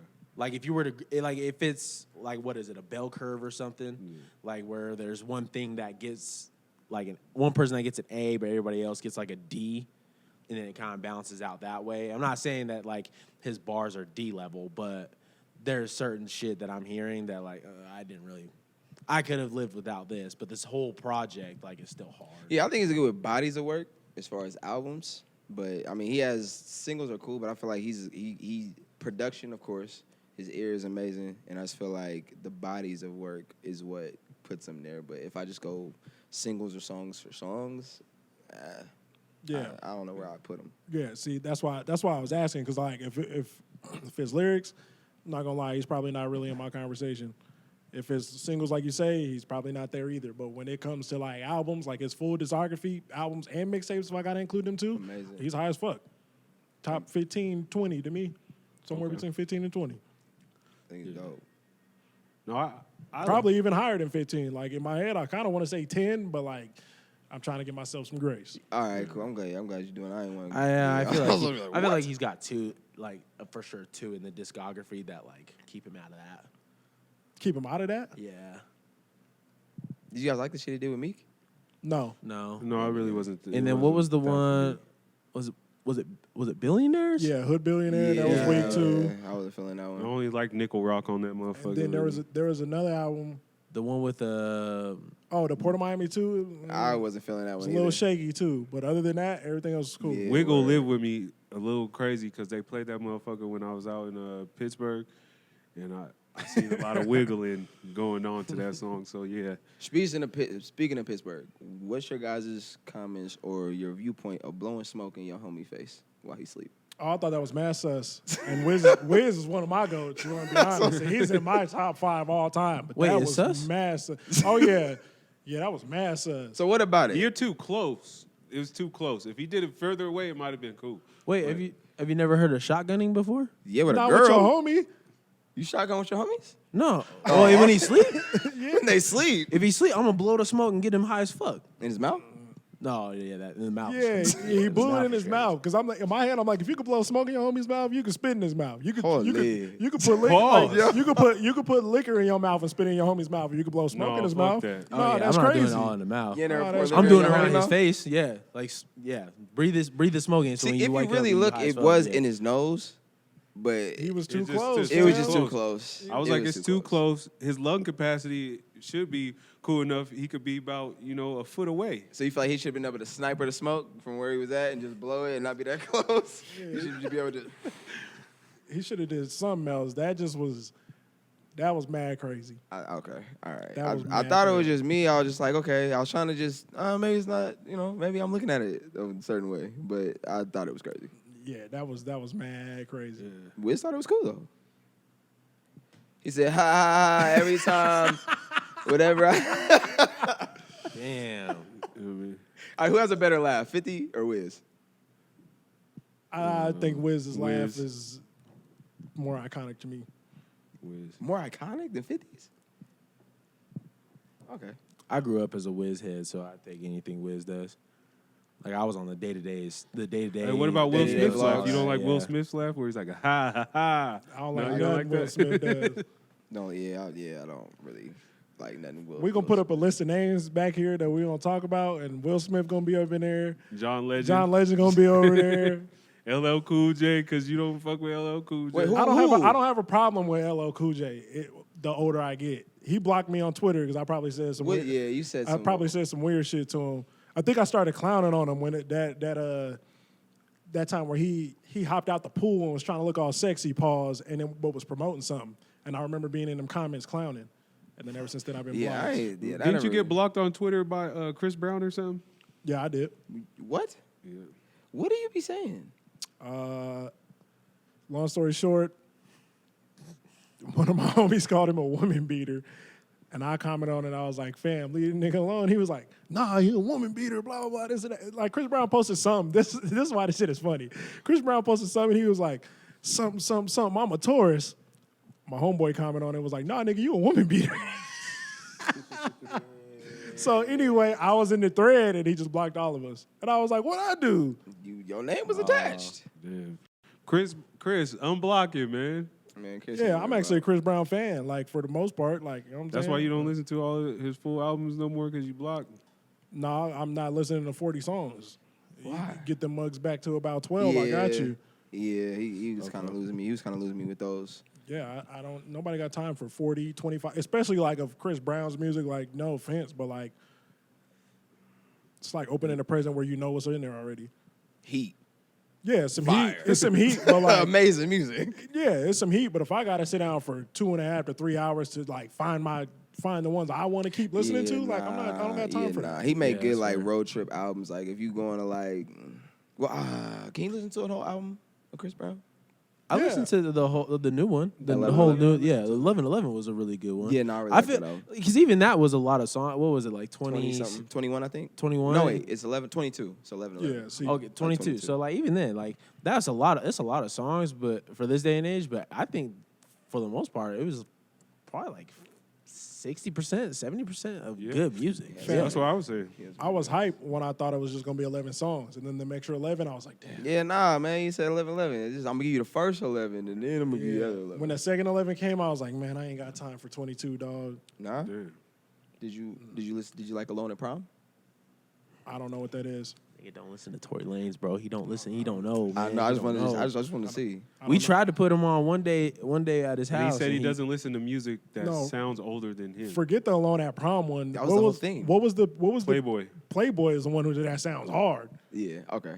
All right. I heard a lot of songs from Playboy. Like it was some shit I was telling him that came on Shuffle the other day, and I was like, I don't know what the fuck song it was. I was like, but it was on that little Pink album, and that shit was fire. But everything I've heard from Playboy is fire. Yeah, Even when y'all was at my house playing some stuff, I was like, yeah, they're like the shit's from Playboy. I was like, all right. But yeah, Alone at Prom, man, I might Alone at bump Prom, I don't know that nothing about that. on the freeway, man. that gets a lot of my play. A lot of my play, for sure. Chicks Stay Five. So if we took it back a couple of steps, what's your complete thoughts on Brent? Wow, you just don't like his. I don't like his voice. sound, or? Yeah, it's monotonish. Reminds me of Drake. Because I'm not a big fan of Drake singing. So it's just one tone. It's no runs. Like I like vocalists. Like to me, Brent Fayez, I put him in the same category as Amarion. Like they make good music, they sound cool, but your voice kind of gets annoying after a while. I don't like hearing it after a while. The way you explain it about how it's like one tone, like I disagree because I like his music, but like I get what you mean. Like you know what I'm saying? Like that's fair. Like if that's Yeah. not what you like to listen to, Because there's some songs that's for sure there's some fair. songs I do like, but just nonstop. I'm just like, Yeah. I need something more. Yeah, that's actually a fair take. That's I'm probably not even mad at that. That's probably a big reason why I didn't like Wasteland. Because I said it was airy, but like at the same time, like it is just one. It's one tone in some of these pockets. Like, go ahead and get in that Get your shit octave, off, man. yeah. Get your shit off. No, but he was just preaching on Wasteland. He was saying some shit in there. Yeah, he had some shit.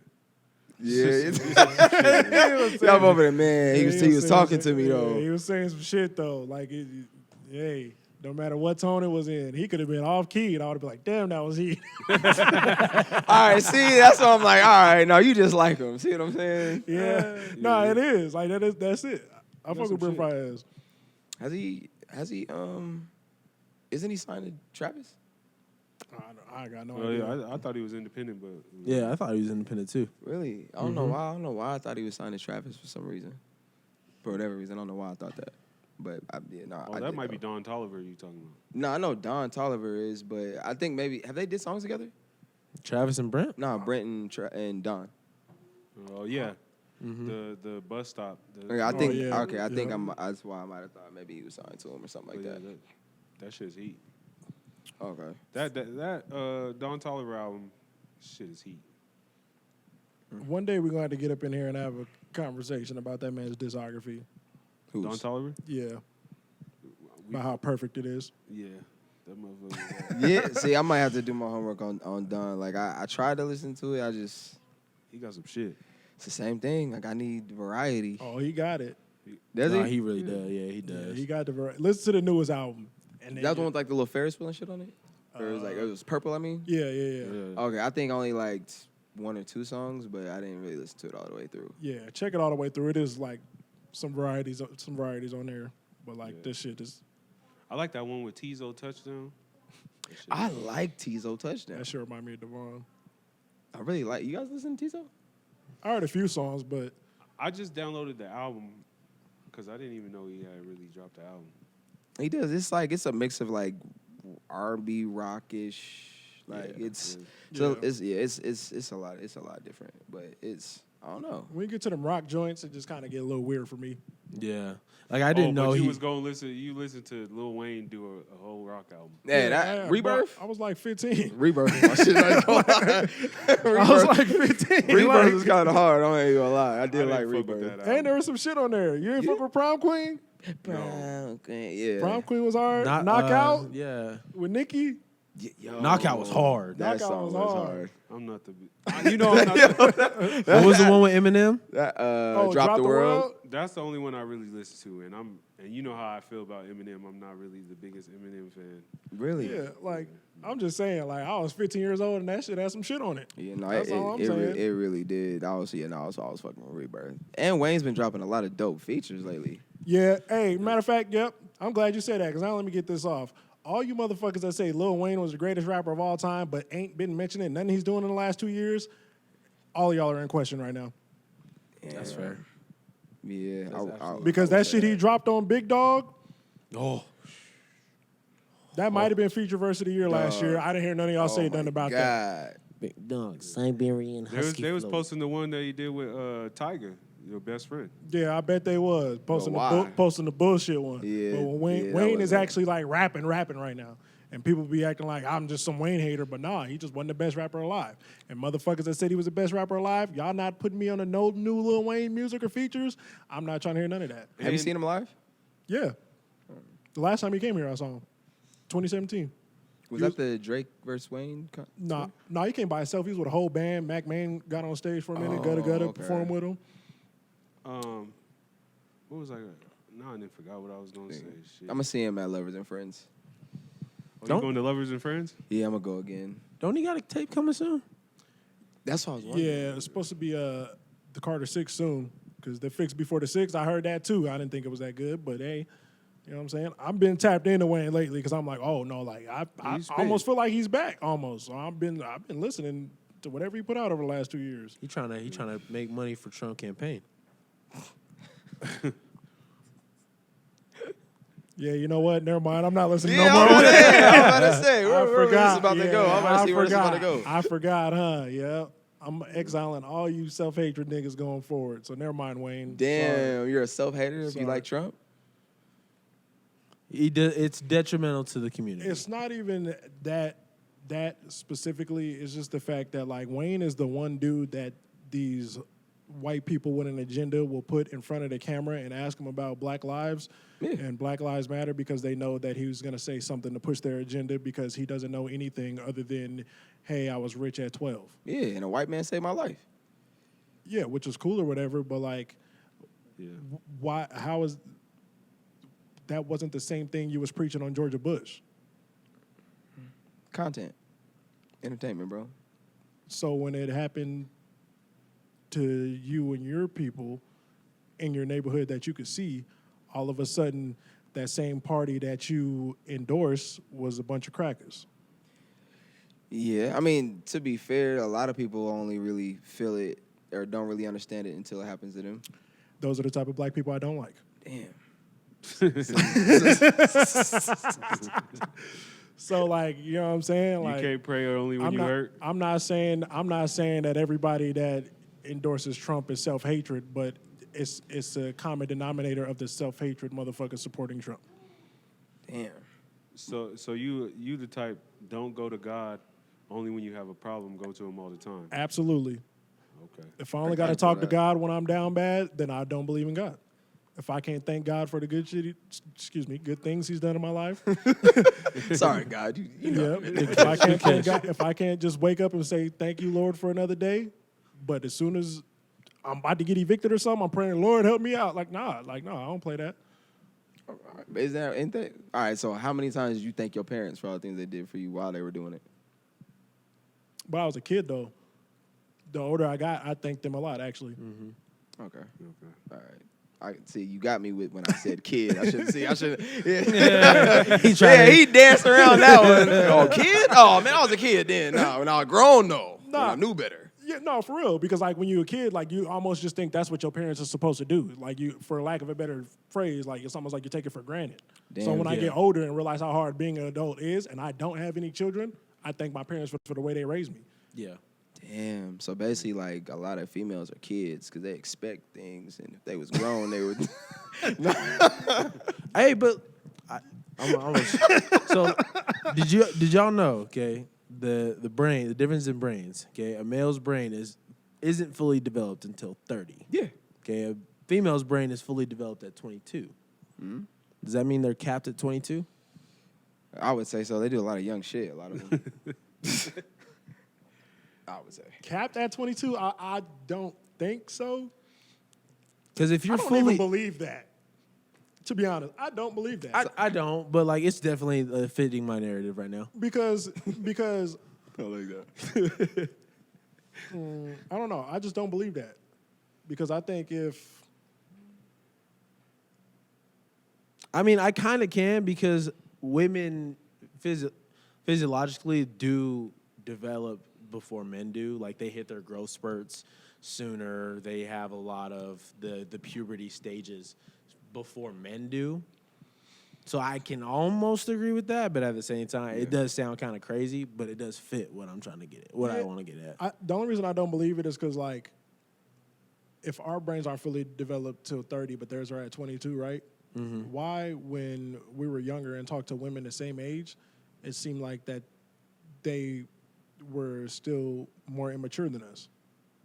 Really? I didn't think girls were more immature than us. Younger? Just almost like what they, like, I feel like if I, back then, like when I was talking to women like the same age as me, it just almost felt like they still was attracted to a lot of bullshit. Like, you know what I'm saying? And then, like, you know, when you almost start taking that step to be like, hey, like, I don't like to do ABC anymore, they kind of still stuck in the little immature stage. That's kind of why, like, sometimes I don't really believe that. Obviously, it's contingent on the person, and maybe, like, I was just around the wrong people, but, like, I don't believe that science shit. Yeah. Now that I started thinking about it, I almost want to just say it kind of contributes to the environment Yeah. more so than science. Because I see, like, even nowadays, I'll see certain women, they'll be the same age, but they thought process be totally different. Right. And their focuses be different, you know, and their maturity level is different. Same with like, I'll see my little cousins. I'll see one of my little cousins, like, he'll be working on something, and the other one is immature and still want to be in the streets. Like, It's even like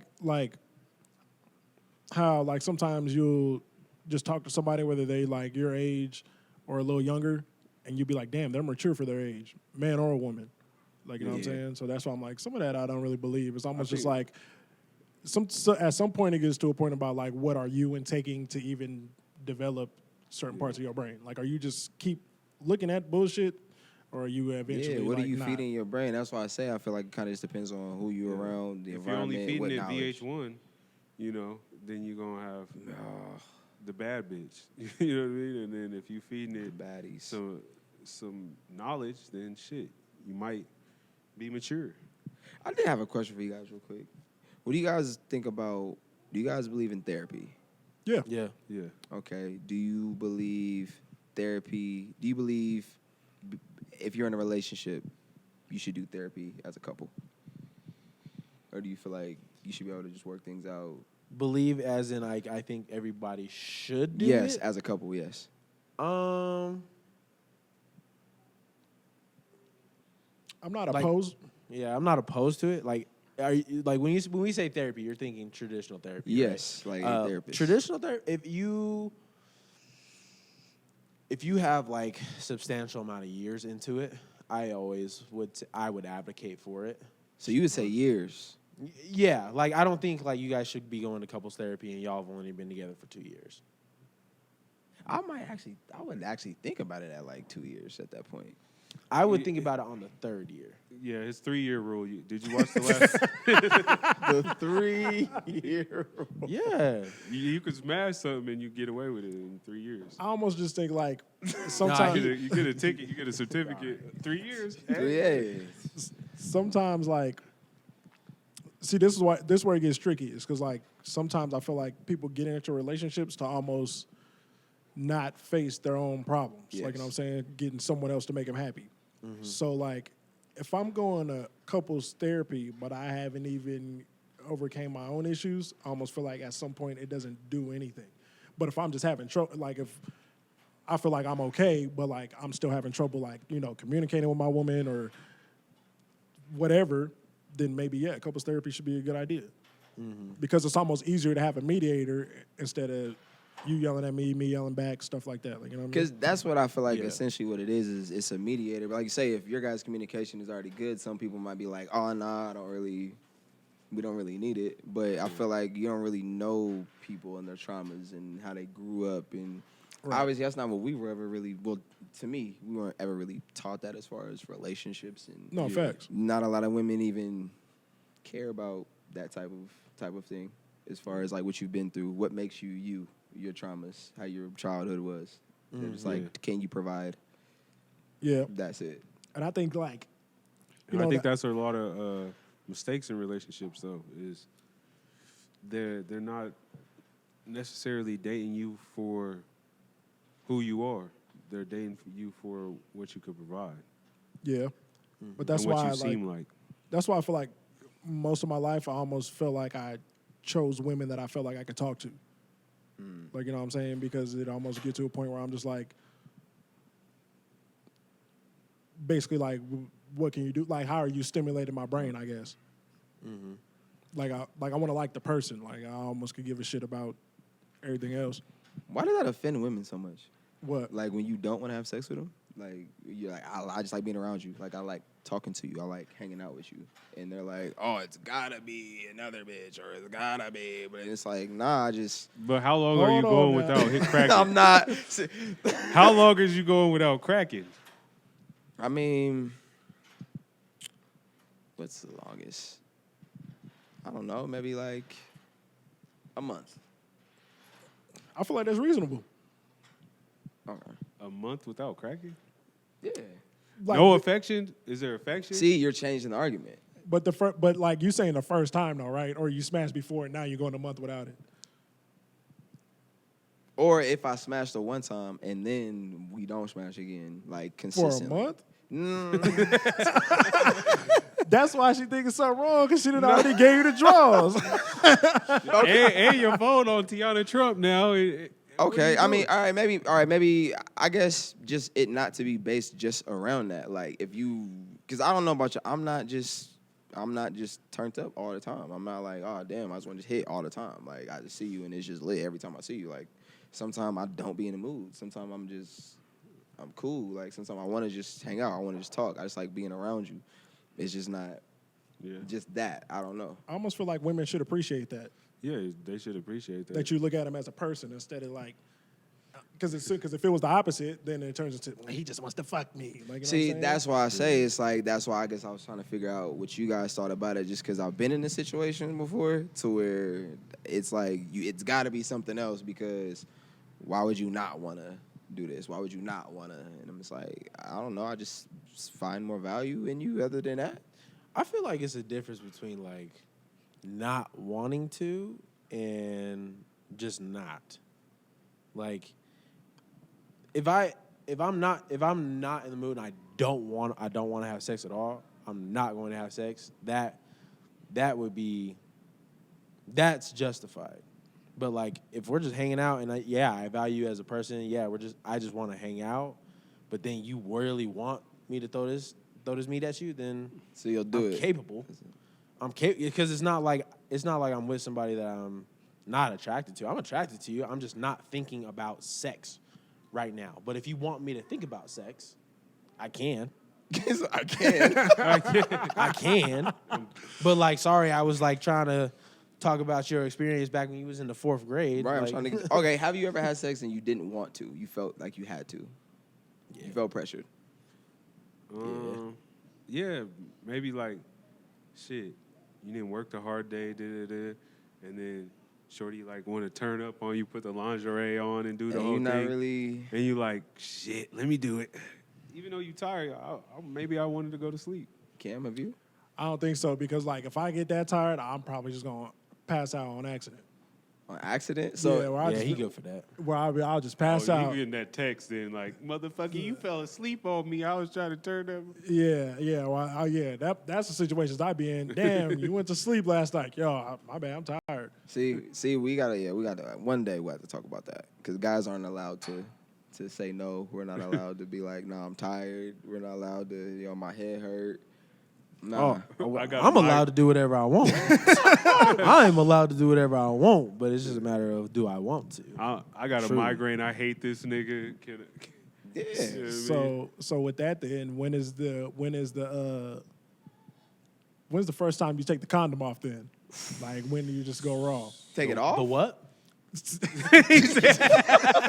See, I'm glad you led with that. What's the condom budget? What's I'm everyone's like, condom we budget? put it on. Trojan, we need a sponsor. Skins only. Skins only. High quality. Bear skin. Y'all be using no condoms, fam? Nah. You I do. barebacking them all? No. No. I do have a theory. I do believe, not even a theory, I do believe that's probably where we go wrong at. Once you get the raw, bro, it's hard to go back. It's hard to go back.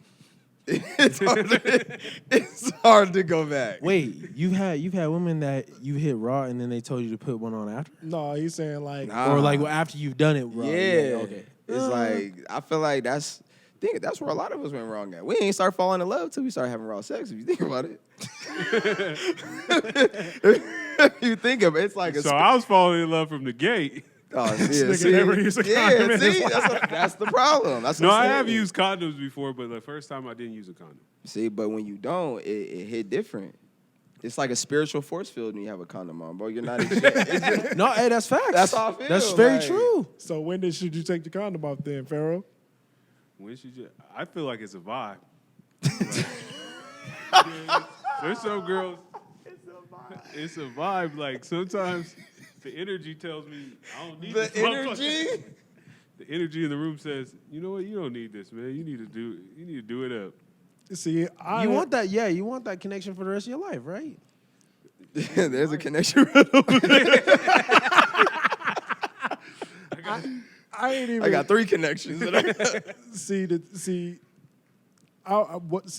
Now that y'all done already said it, what I was gonna say is, I was hoping one of y'all just wasn't gonna come in here and lie, because I remember one time I put in a group chat that I put in a couple different group chats, matter of fact, that had a box of condoms and was trying to give them away to the homies, making sure they wasn't gonna have no more kids.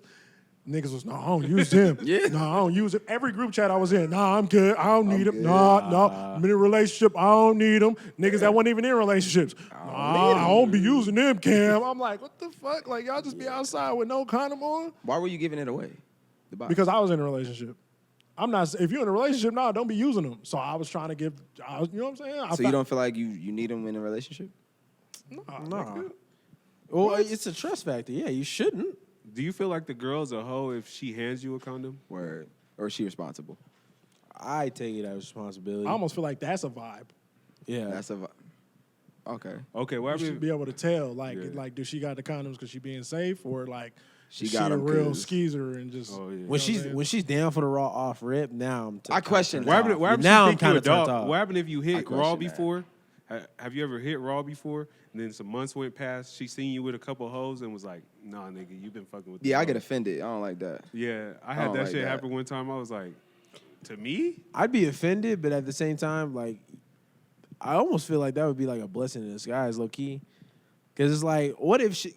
But if she A looking lot out of for you. times she knows shit that we don't know. So Yeah, it's see, like, she might be see- out here moving and like, look, I don't know what's going on with me right now, so you should probably just. Oh, Well, but see, she no- blamed it on you. Like, No. oh, you was fucking but with the hoes. it goes both ways though. Because if she puts the blame on me, then it's not. So I wouldn't take it so much as a testament to me as much as it is like, what are these other women that I was with doing, or what they was doing before me.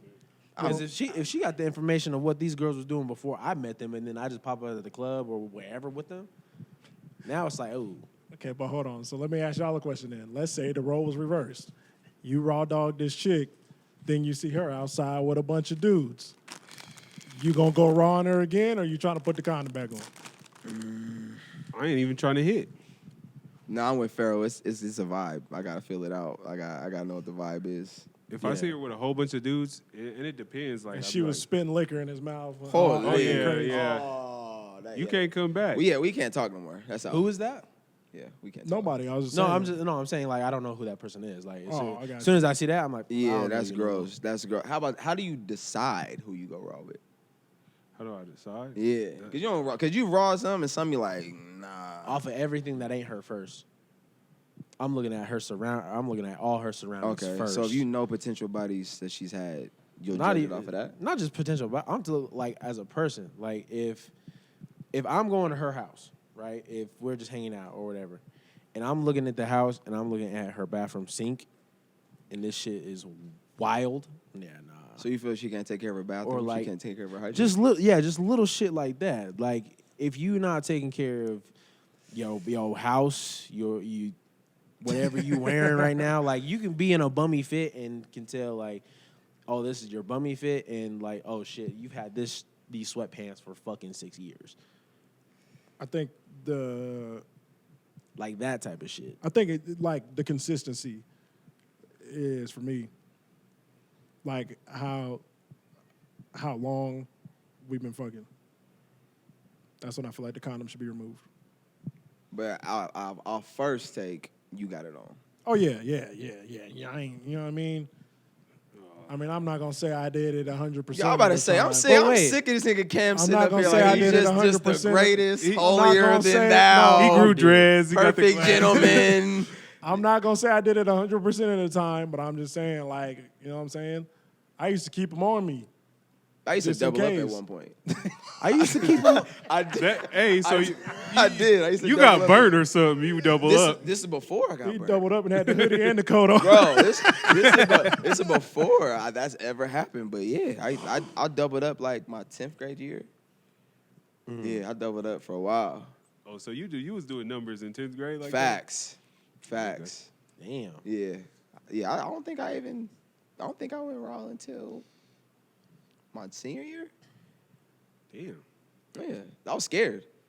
Y'all was fucking in high school? What? Yeah. You wasn't fucking in high school? Yeah. Where else? No. Nah, You I waited ain't- till when? I didn't lose my shit till I was a freshman in college. Why? Opportunity or a personal preference? Or you was like into 90s R&B and you was like, You wanted it Damn, to mean. I you want- wanted I it to want- mean something.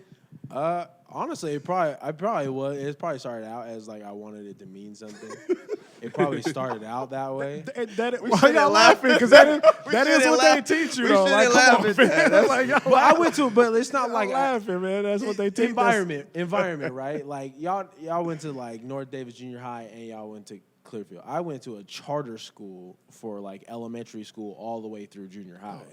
So like, not only do I not get that type of social aspect, but like I'm also like into school. I'm a fucking nerd at this point too. So by the time I get to high school, now I have this preconceived notion. Like I'm listening to rap music and all the other shit, hearing about it, but like in my head, I'm still like, no, I'm good. I'm gonna make it feel special. It's gonna be someone that I actually truly care for and love. And she never came sophomore year. Junior year, got my heart broke. So after that, I'm like, well, fuck. Like, man. I'm not even interested in this shit until when I get to college. Now shit's kind of up. See, I believe I was like 17, close to 18 when I lost mine, and she was my girlfriend at the time. But I feel like when I even go back and like think about like a lot of stuff from back then, I feel like everybody in this area, like everybody tried to grow up a little too fast. Yeah. Like I feel like everybody was worried about bitches way too early. Facts. Worried about fucking way too early. Worried about a lot of bullshit way too early. That like, you know what I'm saying? Like sometimes in my head, like I be thinking like I shouldn't even been trying to hang out like that. I should have just went to the gym and just been Man, hooping I like think I about- wanted I to. think Like, about you And know that what was I'm a saying? lot of my shit too. I Was think like about that a lot. I did have my priorities in check back then. Like I was trying to hoop nonstop, so I didn't have the time for any Yeah, of that. and see, Because I had a conversation with one of my friends one time, and she was like, well, at one point you just stopped coming around. And it's always, people always say this, and it be in the same era when we was somewhere between 18 and 21, where motherfuckers wanted to be butt naked in the room with each other with bitches. Motherfuckers wanted to be doing pills and sniffing cocaine. Like, I'm like, yo, nigga, like, I just want to make some music. I want to play 2K. Like, why are we doing all this? I mean, Like, I'm like, when did the time come for it? Like, come on, man. Like, motherfuckers mad young, sniffing coke. That's crazy to me. damn, I was Like, there. I'm like, come on, fam. And then, well, why wasn't you there? What the fuck do you mean? Yeah, I was there. Like, nigga, Man, what? y'all had a lot going on. So that's what I'm saying. So, like, a lot of the times I was like, man, like, I just same way I be nowadays. I just wanted to chill. I just want to be away from that shit. I went to Bonneville, and when I went to Bonneville, for years it was known as girls come here and get pregnant. Damn. Like, a lot of girls go to Washington because they got to go to an alternative school when they get pregnant. So, like, shit, I was in T.H. Bell and shit.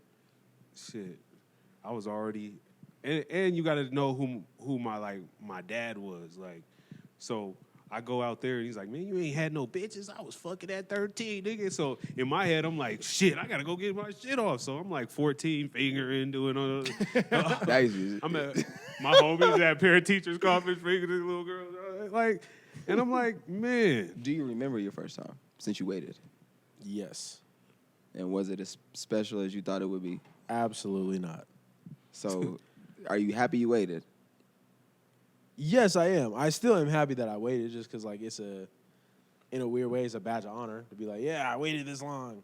But at the same time, like, I don't know. the way I lost it was crazy. Like, I definitely am not proud of that, though. No, But you don't feel like other niggas have a one-up on you because they had years ahead of you? Word, do in you the feel game? like you've hit your prime yet? Oh, nigga, I'm a fast learner. Yeah, I'm a fast learner. Don't get me wrong. I put the reps in. He said, "Oh, I take the time. I take the time out to perfect my craft. But do I wish I had found out what it was sooner? Nah, because I feel like I just wasn't fucking at that age. Like, I would be able to, like, make out and, like, do other shit with girls, but, like, I would never, like, pull my shit out. damn." I wasn't a munch either. Like, I wasn't doing none of that shit. Yeah, but, I like, didn't do that until like 18. Yeah, I wasn't. Yeah, I wasn't innocent, but You know, I was out of there. do I wish I had sex sooner? No. Yeah, The way I like it now, or at least like from when I lost it to about like 25, the way I was going about it, like, no, it's probably a good thing I waited. Hey, I wish I waited. It was summer going into the 9th grade. I still remember. It was at the movies. And You busted down at the movies? And that's why This niggas be before- so horny, because they be losing their virginity so young. That's why y'all be so horny, man. That's why y'all can't be putting the porn down and all that other stuff. saying, shout out to y'all her. was fucking too early, and now I was. your brain, like, I'm burnt out. Your brain, how you say, brains don't develop till 30. Niggas was so young that part of the brain was like, keep was. It was vibrating and advancing. shit. Yeah, I think that's why that's why I got burnt out early. Like, to where it's just like, it was cool, but Well, good thing you got burnt out, because some people don't. it's all right. I like mine. Yeah, I feel like, shoot, probably, because I was about around 14, 15. I remember, He said about 14. It's the He car. told It's the us- car story, or is yeah, I was like, he told it. I Well, was at the word. part getting it. Yeah, Jeez, so down to I that. heard that story. Yeah, I I can't- said, holy. yeah, I was like, I was 15 when that happened, but there was something that happened in Pittsburgh where I was drunk, and Shorty said, At 15? yeah, she was 18. Damn, I Yeah. wasn't drinking it. Yeah, See, he ain't drinking. I was He drinking. don't be lying when he say, I lived a few lives. yeah, that's facts. I Yeah, was he living what he's drinking. spitting, man, for And sure. and I was like, and then low key, Shorty said she was pregnant. You was scared, wasn't you? I came back here from Pittsburgh, and I was like, damn, I might have a kid. The motherfucker came out with green eyes and shit. And I was like, oh, this ain't mine. But still in the back of my head, I was like, it might be. I had and a then, joke. And then she sent me a text later on, was like, I lied about it. And da-da-da. So that was like my first time, and I was spooked. And then I turned 15, and then the little thing at the at the park. You know what I'm saying? But yeah, and me and the homies was like, who gonna lose it first? Who gonna lose it first? But shit, I lost my shit like That was third, never a fourth. conversation amongst me and my friends. Yeah, me neither. Yeah, But we was, I'm telling you, Bonneville was just different. Girls was sending the pictures. Sidekick was popping. My sidekick was popping. I had the South Hoes too, over at South Junior. I was like, shit. So when I came to Bonneville, man, I was already lit. Sometimes I just remember the way I was in school. Like, I almost feel like, I bet you everybody in the school was like, yo, what the fuck's wrong with that nigga? Because like sometimes I'll just be like women would like me and I know they like me and I'll just be like, bro, I'm not even interested in this shit, fam. damn. See, I wish Like, if I I could was go on back. that. I wish I could be like that. I'll be Yeah, like, I I'm wish not I even didn't trying treat to- school like a fashion show and shit. See, I mean, I used I- to treat school like it was a fashion show. I did that too, and that's why they liked me. But it was just like, I was just like, you know, look, I'm just here to be dressed and climb with my homies and go home. Like, I don't want nothing to do with you, girl. see, that's how I am And now. I think you look all right, but I just don't want nothing to do with you. That's how I am now. Or like once you like get close to 30, or like once I hit 30, even before, probably like 28, that's where I was at. How old are you? 33 now. Oh. I'll be 34. Yeah. So I'm like, I don't really care for it at this point, or the interaction. It's another topic on here where it says, is karma real? Is karma real? Yeah. Yes, Yeah, I would say so. absolutely. Why y'all say that? I actually have I feel like I have a theory about it. Like you ever had a girl just say you did something? Oh, you cheated. You're talking to somebody, and then randomly, somehow, some way, something just falls in your lap, and that it just. I feel like the same way you can manifest that. I feel like karma is kind of the same way with that. I feel like any energy that you put out, It comes back. it comes back. Tenfold. Absolutely. Tenfold. So like, you putting out a whole bunch of, even if you portray, like, it's just like almost like 6ix9ine. He was portraying to be a gangster, all this shit. Now you really got to do that shit. You know what I mean? He be doing it. Don't You even said start he on be 6ix9ine. doing it? Yeah, don't even start on 6ix9ine, Oh, man. man, this But yeah, I would say karma is real. There's just no expiration date. It just doesn't happen as quick as people think. It can be years from now. It could be. And it's even the Tory Lane shit. Like, you fucking all these hoes and you don't think nothing gonna happen? Yeah, I mean, know what I'm saying? I It's think the that'd be. energy I think you that's put it- more bad decision making than karma. But it's Could part of be it. I immediate feel like- karma. Or that. Yeah. Yeah. It's the so I believe any energy you put out it's always gonna come back. So like you out here snaking motherfuckers, when you get snaked, don't be mad. And don't block nobody from getting what they gotta get. Because you gonna get in the way of something, and when you try to stop life's courses, you're gonna get the Or wrath you'll get too. somebody else's karma that wasn't meant for you. You try to intervene in Yeah, it. so like, yeah, We if think. you out here Yeah. doing wrong, and when you get done wrong, don't feel bad because you brought that upon yourself too. Yeah, I definitely think it's real. Just because, like, I don't know, that kind of lines up. The other day, I was cleaning my room and shit, and I have this. It's like an athlete's Bible, and like I picked it up and I was putting it away, but like there were some pages folded, and it was like it was the book of Exodus. It was like the first couple chapters, talking about how. Moses goes to Pharaoh, and his heart just keeps hardening, and there's the 10 plagues that come about from that.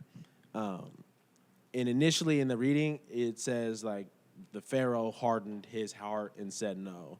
The Pharaoh hardened his heart and said no. The Pharaoh hardened his heart and said no. But at a certain point, the vocabulary changed to now, God hardened his heart and said no. God hardened his heart and said no.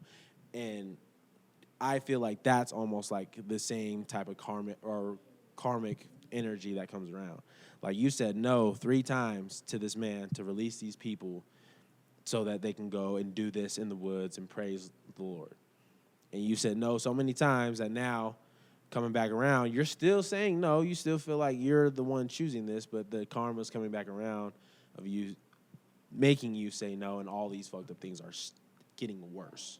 Everything is getting worse. So I think that kind of goes hand in hand with how I would live my life today. Like at some point, like if I know the right thing to do, I'm gonna just do the right thing off a rip. No matter if I truly like it or not, I'm going to try to do the right thing so that karma comes back around. Because if I was in a position to help somebody and I just said, nah, like why would I want to see you succeed? I know for sure that's gonna come back around. I got two things to say about it, right? So I feel like, right, like, for example, if you do me dirty, right, and I'm expecting karma to get back at you, I don't think it's gonna come to you while I still got that evil energy in my heart and want to see some bullshit happen to you. So I think it's real, but like if I'm waiting, like, no, you gonna get yours, I'm gonna be able to see you get yours. Like that shit ain't gonna happen until you let go of the disdain. Like, you know what I'm saying? That's number one. And number two, every time this subject get brought up, I think of the realest shit that I was ever told, and it was actually by Patrice. Shout out my cousin. Shout out to Patrice, man, because I'll never forget when she told me that. Man, I was going through some shit, and I was just calling her on the phone, tripping. And I was just like, man, karma ain't real, blah, blah, blah. And she started laughing at me on the phone. And I was like, what the fuck you laughing at? She was like, Cam, karma is for sure real. You just don't always get a chance to see it. And that both of those go hand in hand. Because like if I don't get a chance to see it, then I got to release that energy, the disdain, so they could get what's coming to them. Like if I'm expecting to see it, like, yeah, bitch ass nigga, then shit ain't gonna happen. So yeah, when she told me that, I thought that was the realest shit ever. And I promise you, like, I done known her since we was 14, 15 years old, and I ain't never forgot that. Chris, do you believe in forgiveness? Yeah, I do. You do? So in that, Cam, what if you can let go of the evil or whatever is manifesting from wanting to see that karma come back around, how different do you see that from being able to forgive? Not at all. Because I believe you said this the first time we had a conversation. It's like I'm saying, if he did me dirty, right, and I'm like, no, I forgive you for that. It's not me forgiving him for him. It's me forgiving him for me. Bingo. So, like, it's pretty much the same thing. Because that is, I was gonna say that, but I'm glad you said it. Like that's how I feel. Like forgiveness isn't really for the other person. It's more so you let go of that energy. You let go of, because you're harboring that and you poisoning yourself from the inside out by holding on to it. So it's like once you can accept it, let it go of, okay, it happened for what it is, and all right, now it's done. It's happened. So am I gonna keep living in that cycle of emotion of it, or just be like, all right, damn, you got that, no problem, cool, and move on from it, let it go. You just know how to move after that. And you know what I mean? You don't control everything, but you always control your reaction and your emotions and things. Those are the two biggest things that get people in trouble and out of trouble, is controlling your own emotions. Emotional intelligence is important. Yep. Yeah. I always even like a lot of things happen when my dad passed, and like my family showed their colors when things started to get involved. And like I said, like I've been around, even when I was out there, my dad was an alcoholic, he was on drugs, like I didn't really see him. So I was basically, when I was out there, I was raising myself. So when all that happened, my family was all over the things, and they was making things and making loopholes and trying not let me and my brothers go through the things or anything. So at one point I was like, man, I don't care nothing about these things. Like I don't care nothing about this shit. And I was like, he wasn't really a dad to me, but I just came to do what I was supposed to do as a son. Even though he didn't do most of the shit, and maybe he doesn't even deserve it, but I'm going to do what I got to do as a son just because that's who I am. I'm not going to stop being who I am because people are acting how they act. So, and then I was like, I don't need these things. And you know what happened? Like, probably, and I was like, y'all can have all these things. If that's really what y'all wanted, like, when someone died, like, you want all these things? Take it. Because I was good. I'm good in Utah without it. I'm still living my life. My kids good. We eating. We doing everything. So then when I dipped, everything they got was broke. It broke or something went wrong with it or something. So, like, sometimes your own greed and all that could be your karma too. Like, Facts. you going to get it. And I don't say, oh, clap, because I really didn't care. Like, you could have had it and watched TV or drove the car, did whatever, like, and more power to you, because I'm good where I'm at. And when you're at that type of peace, like in life and emotional shit, like a lot of shit you see and you're just like, damn, I wish it didn't happen. Like, I don't wish the worst on nobody, but now that it happened, like, you gonna see, maybe you'll get the emotional intelligence Right. where I'm at. And even that is like, especially depending on the situation, it is like a work in progress. So like it ain't like me saying that and being aware of it, like, you know, it's easier said than done. Like, I ain't sitting here and saying I'm perfect and holier than thou, like, you know what I'm saying? But Yeah. because like, you know, I still like, it's still a couple niggas that I would love to see fail. I can't wait for you bitch ass niggas to fail. I got But, like, a I'm couple. trying to get that away from me, like, you know what I'm saying? Because me waiting for these bitch ass niggas to fail, it's never gonna happen. I feel like the closer people were to you, it's harder to accept, because Right. when love and shit is involved, like, you know, you love your friends, you love your homie. Well, some of them, but when that's like tarnished, you're like, damn, it's that kind of, like, those jabs hurt worse than like someone that you just like ran into a few times.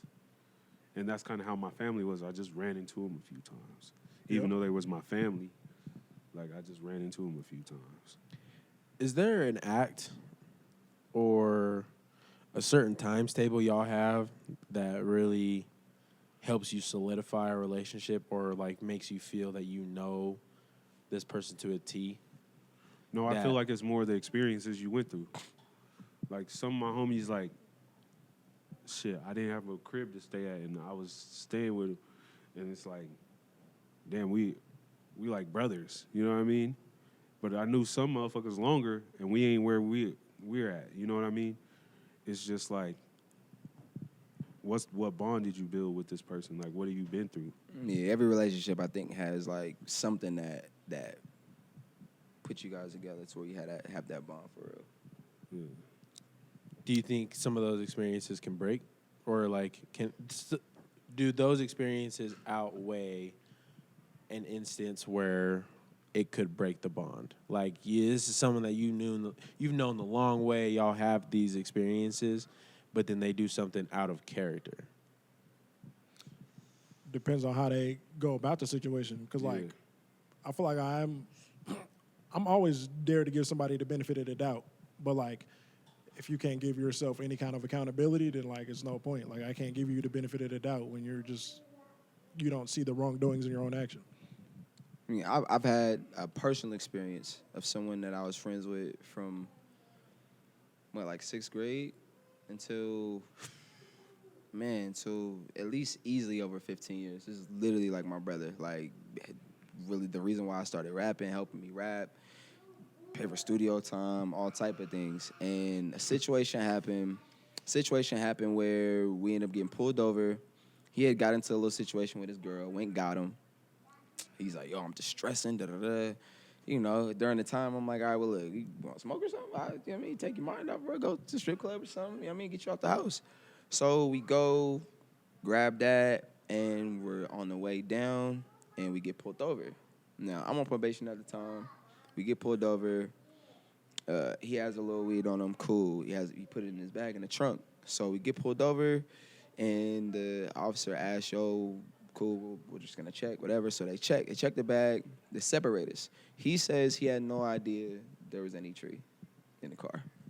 Mind you, I'm the driver and I'm already on probation. Mm-hmm. So everybody knows if passengers said they had no idea and you the driver, it's your car, you already know it's about to happen. And I'm on probation. So I got arrested that night, went to jail.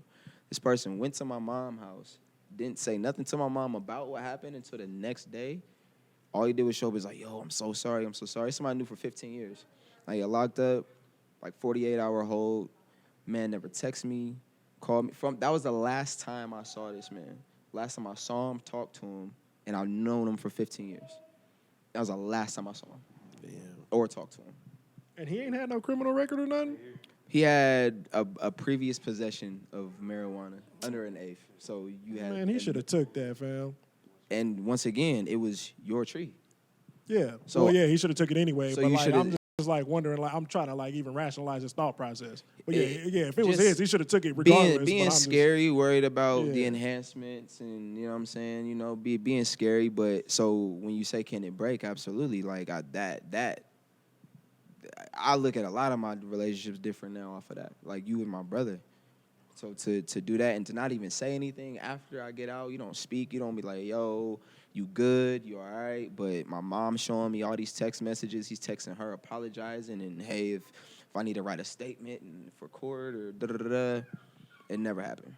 And to this day, not an apology, not a I'm sorry, nothing. Like I didn't have 2 kids. And you just so yeah, it can definitely break. Absolutely. That's mad crazy. That fam. fast. That's crazy. Do y'all think?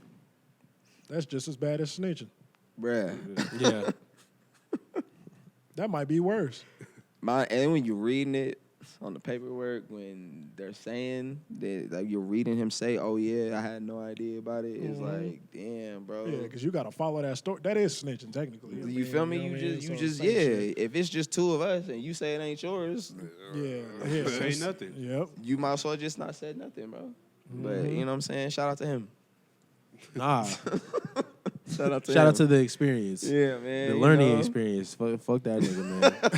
Fuck that nigga, man. Yeah, that's You mad know? crazy. That's almost like the little snitcher story we got. Well, Yeah. I have. Yeah. And it's like, shit.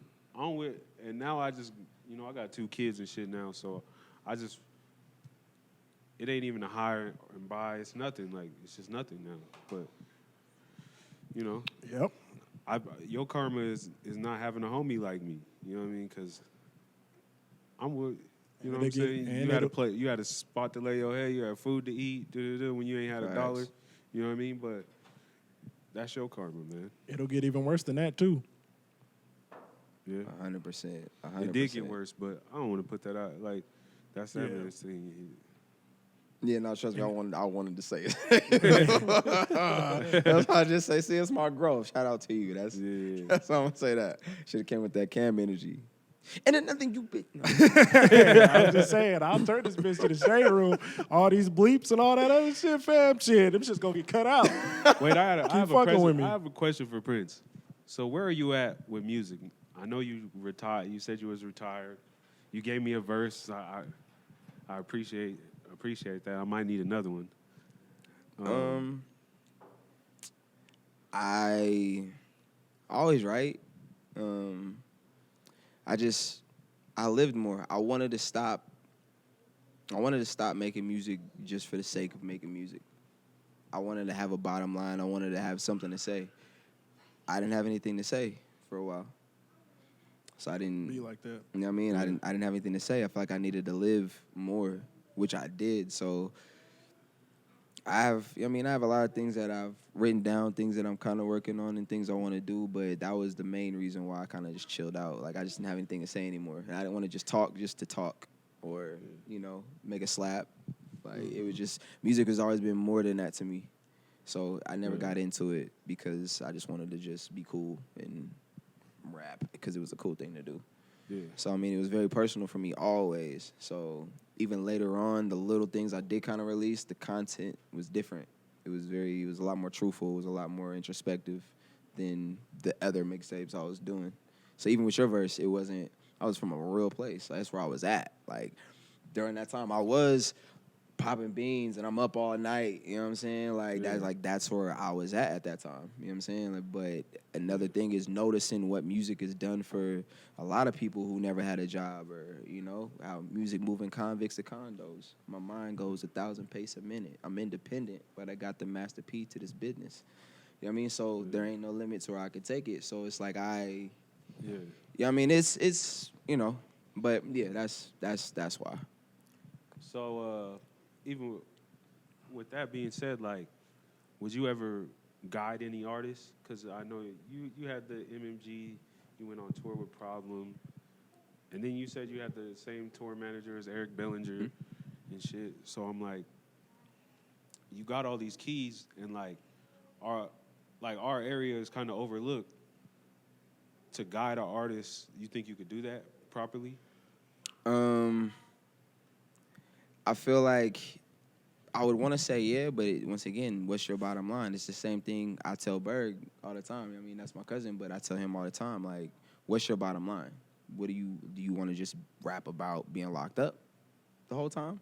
Or do you want to make different kind of music? Do you want to have different type of content? So it depends on where you want to go. If I'll help wherever I can help, but at the same time, your journey is your journey. Yeah. So I don't want to overstep my bounds. If you need something or, hey, can you help me out with this? Or, hey, what do you think about this? Yeah, I'm all for it. But as far as, like, trying to guide, hey, you should do this, I can't do that because I don't know what you want out of it.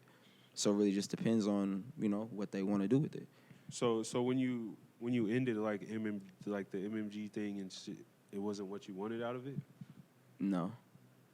The further I went, the more I seen, the less I wanted it. It wasn't fun anymore. It became a job. It became, I have to make these kind of records. Like, me and KJ would go back and forth forever about, I need these ones, I need these ones, I need these ones. And there's a bunch of records I recorded that legally I couldn't release because I didn't own them. That went hard, but it didn't, I just didn't take care of what I needed to do on my end. It just wasn't fun, bro. I don't like attention. I don't like doing certain things that involves it. It just wasn't fun for me anymore. It just stopped being fun, bro. That's it. If it's not fun, I don't want to do it. Like, ball's fun until you got, like, everybody likes playing in the game, but I don't know anybody who likes practice. It's cool, but who wants to just go to practice? If everybody could just go to the game, I don't think anybody would practice. I agree with all that. So yeah. So I mean, that's really it. I feel like to the same point, like, that'd be my disconnect with people and even, like, showing certain people my music because, like, it's almost just like everybody be like, you gotta blow up, and I'm just like, what if I just want to be the little underground? Thank you. Like, what I'm saying? What if I just want to be the little underground nigga with, like, 100,000 fans and that's it? And I'm cool. And I'm chilling. Like, that's all I want. Like, I'm cool. I don't make music to be Drake. Like, I just want to be cool, man. I want to be able to walk to Walmart still. And there's people who are like that. Joe Budden was like that. Like, he'll tell you, I didn't want to be famous. I didn't like that. Or there's people like La Russell. I like him. He's not super mainstream, but, like, he makes music for him and the people who like it. Like, and it works for him. So it's like I kind of get a boost watching people like that just do their thing, and it works organically, and it just works. It's no bells and whistles, no smoke and mirrors. It's just the art. Yep. And that bottom line piece is crazy important because I couldn't imagine what it would be like as another artist, creative, trying to not influence or just manage, but trying to give pieces to another artist and creative. Yeah. Because I already know how, maybe to a certain extent, because there's these guys and then my brother makes music, but I know how touchy he is with his music that, like, even if I'm giving him feedback, like, I know he feels certain types of ways about it. Like, it's constructive to a certain extent, but let alone someone trying to guide them and they don't have a bottom line. Like, if they're just really trying to only make music for them and you're trying to guide them and be like, hey, yeah, you can get on this path right here. Like, we know these people, and then they want to have some type of influence or they say the wrong thing about their music and then all of a sudden that shit's out the wayside. That, and to add to that, I think I told Pharaoh this one time about, like, even playing people, like, certain unreleased music. I'm like, you got to know, like, who to even play the shit to. Like, you know what I'm saying? Like, I'm like, if I go sit here and I'm, like, it's funny, so my uncle came out here and he was asking me about my music and he was just like, let me hear some. I was like, man, I'll send you some on the side. He was like, why not? I was like, because Pop don't need to hear my music. He don't have the ear. He don't know what the fuck is going on. He's going to say my shit is trash. You be listening to the stuff, so I got to send it to you for your feedback. So I'm like, you got to know, like, who to even send it to. Because, like, I'm not about to sit here and tell somebody to come through and play my unreleased music for a nigga that I know likes Tyga. Yeah, that's But not you you, did, nigga. No, not you. I mean, like, who's somebody who's like a legitimate fan. Where, like, no, you need more lit songs. Because even, like, at one point I fell into that, and it just wasn't even like. Yeah, you can once hear I started making what I wanted to make, everybody said that I was making the best music I ever made. Because you can hear it when it's not authentic. You can hear it when you don't believe it. you can hear it. It just doesn't feel. That's why when you said "Luck Be a Lady," I didn't release that all the way. I think even how people even heard it, I sent it to them like directly, like if they wanted to hear it, because I knew that wasn't something that no one else would really want to hear. And so if you wanted to hear it, cool, I got you. And that project was specifically for someone and about someone. So that entire project was literally about, shout out to Lady, that's her name, but that's who that entire project was about. Yeah. It was about one person, so it really wasn't meant for everyone, but the people who wanted to hear it enjoyed it and they liked it, but yeah. Yeah, I'm gonna need that. You got that in the Absolutely. Yeah, I'm gonna need that. But yeah, Shoot, send me everything you ever worked on. Man, Come through to the crib and record something. Man, I have a lot of stuff. I have some rock stuff I did that I never put out. cause you a big MGK fan. Yeah, hell yeah. I rock a Machine Gun Kelly. I don't dislike him. I like how you did that. I don't dislike him. Yeah, I mean, I'm not a fan of him, but like, Nah? I don't dislike him. No, I can see that. I can see that. I think he held his own in the Eminem beef though. 100%. And he keeps shooting. And he keeps shooting. He spits. He can rap his ass off. I just like his style of music is just not something I keep listening to. But I never like heard Machine Gun Kelly was like, yo, this nigga sucks. Like, I think it's cool. He's what I feel people thought Post Malone was gonna be like. Really? Because like, well, not in 'Cause not in the sense of an artist, but in the sense of like, The fact that he's grounded from hip hop. yeah, that piece. But I don't think Post Malone's ever been grounded from hip hop. But see, I said that, but then like when Cam especially gets into the argument, like it does make sense, because as much as you're not founded from hip hop, like a lot of your stuff does have like hip hop Of course. to it from it. It's just almost I expect everybody to be a student of hip hop, and that's why like a lot of these younger cats. That's why I don't even like some talking to some younger cats about music. Like my little cousin who's staying at my house right now, he's only like 13, 14 years old. He'd be like, yo, I'm trying to rap. And I was just asking him like random questions. Like the other day I asked him off random, hey, you know who Biz Markie is? Nah, I ain't never heard of him. Oh, don't be telling me you want to rap then. Like you need to be doing your research. See, but then some people would say, is the research necessary? So, but this what I'm saying though. You don't I don't need you to go back that far if you're not fully a hip hop head, but you should at least be researching the genre that you feel like you want to make. Okay. Though. You should at least have some sort of an idea. Yeah. So like if you ask me, hey, you know who Rakim is? I'm gonna say yes. You ask me one of Rakim's songs, I can't say it from the top of my head because I don't listen to music older than me. But I know who Rakim is, and I've heard his music when I was studying hip hop. But that's not the lane I wanted to go in, so I didn't keep listening to it. Okay, but I think it's gotten away from what it was. It's all business now, which is why Drake is who he is at this point, because now he's more algorithm based.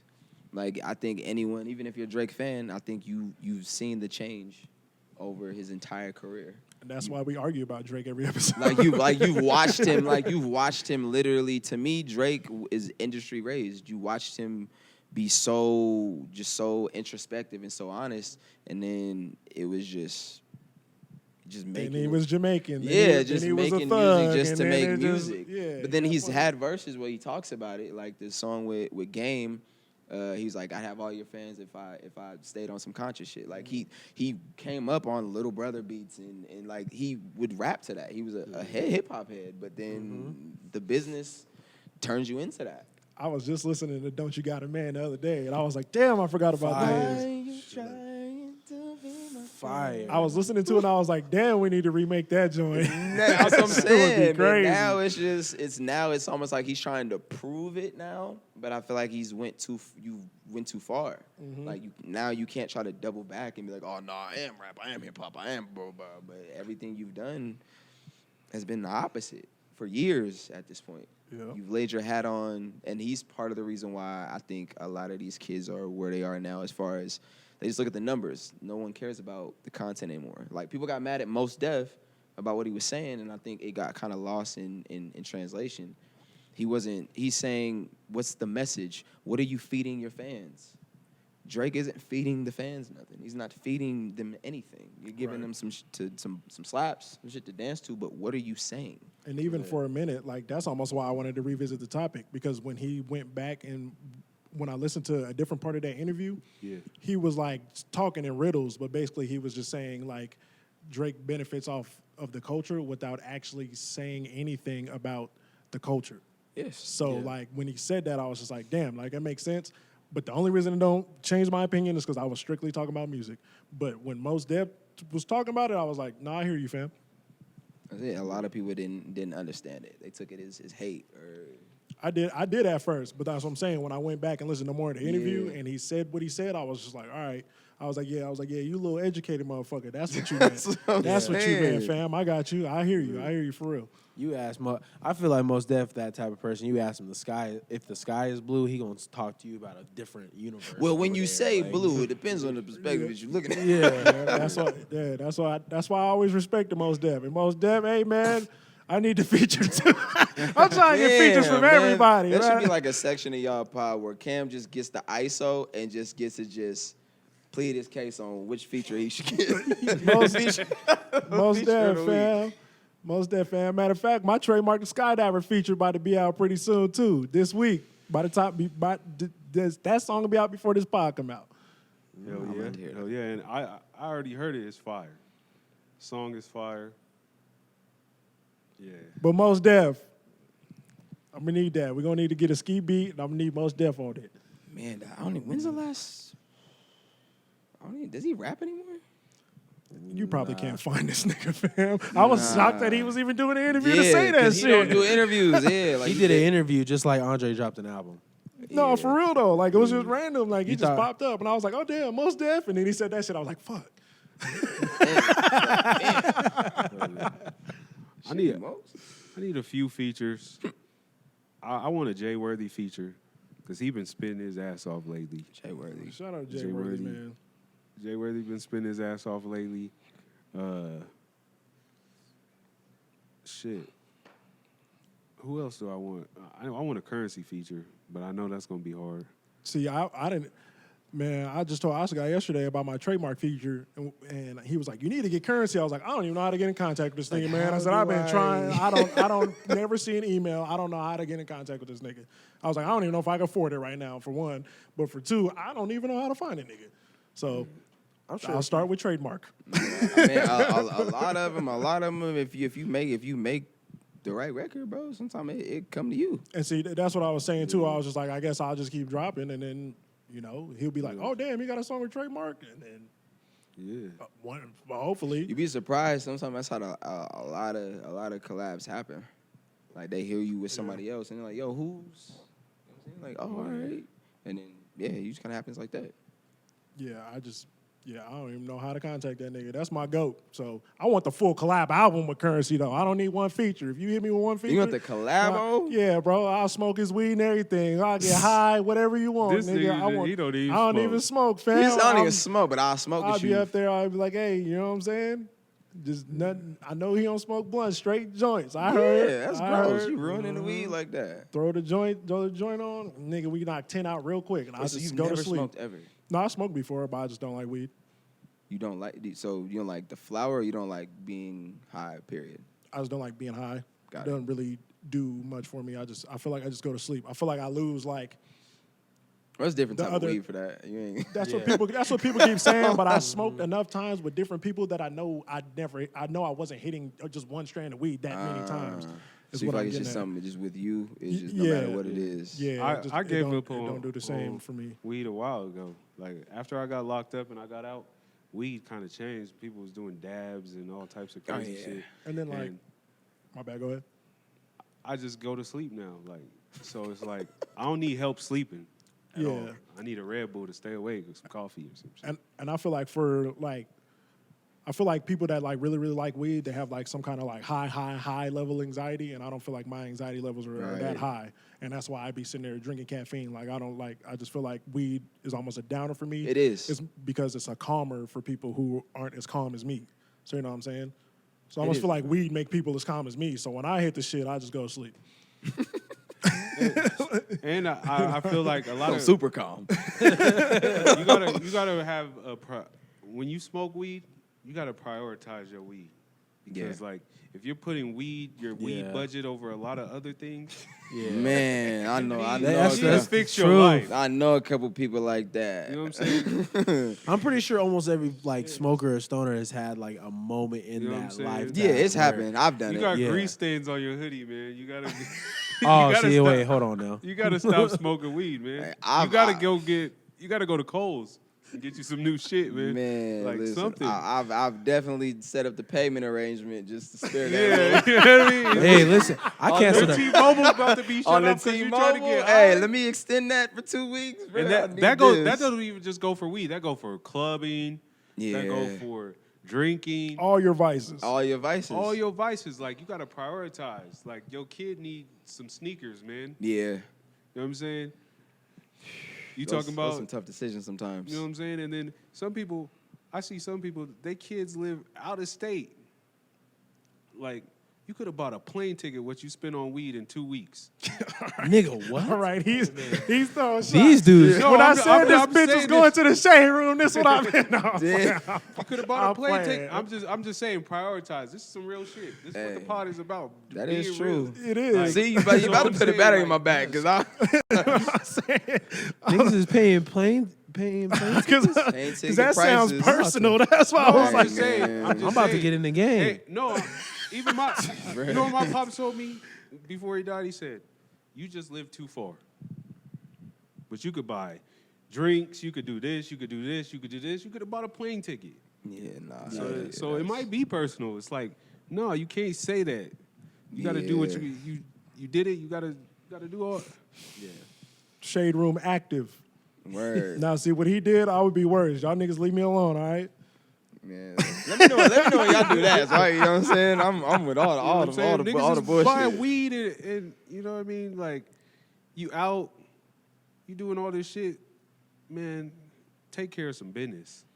I retroactively counted my money. Like, damn, if I ain't buy that weed, But I bet you don't miss a day to pick up your daughters. never. You know what I'm saying? Sounds like you was prioritizing it. your car is paid. 100. You know what I'm saying? For You sure. might have pushed the T-Mobile bill back. And That's we a gonna big fix fact. that. That's a phone bill. That's probably some peace. Yeah, I I'm paid like, for some hey, peace. man. See, it ain't never been The off. phone I get just, shut off. you know. The phone get The phone shut off, and I'm high. I'm chilling. I ain't even smoke. Like I told y'all, I don't even smoke, and I was on that. Shit, nigga, I need this cool $40. Let me call these You niggas. know what I'm saying? Shit. His vice, this nigga's vice is gambling and shoes. Yeah. You're gambling? Yeah. Every day. Matter of fact, I can't even gamble on a football game because that mug about to start now. What's already missed it. your biggest loss that you taken? See, I don't be betting like big like that, but see, my thing is I'll build up. Like I'll hit like in a row and have Okay. like a cool amount, and then I put it all in and lose. So like just a couple weeks ago, I hit like 6 days straight on basketball. Boom, had about 480 in the account. Nigga, I put that 480 down on one parlay and missed like 3 out of the 5 shits. And I was just like, damn. And then when I told my homeboy at work, he was just like, bro, you got to at least start taking half the money. I said, I don't Yeah. gamble for $400. That's fair. We could sit at work and make $400. Like, I want the big bucks. Like, what are we talking That's about? facts. He wants the chili beans. You know what I mean? Yeah. He was no, like, that's come right. on, man, you can pay this, you can pay that.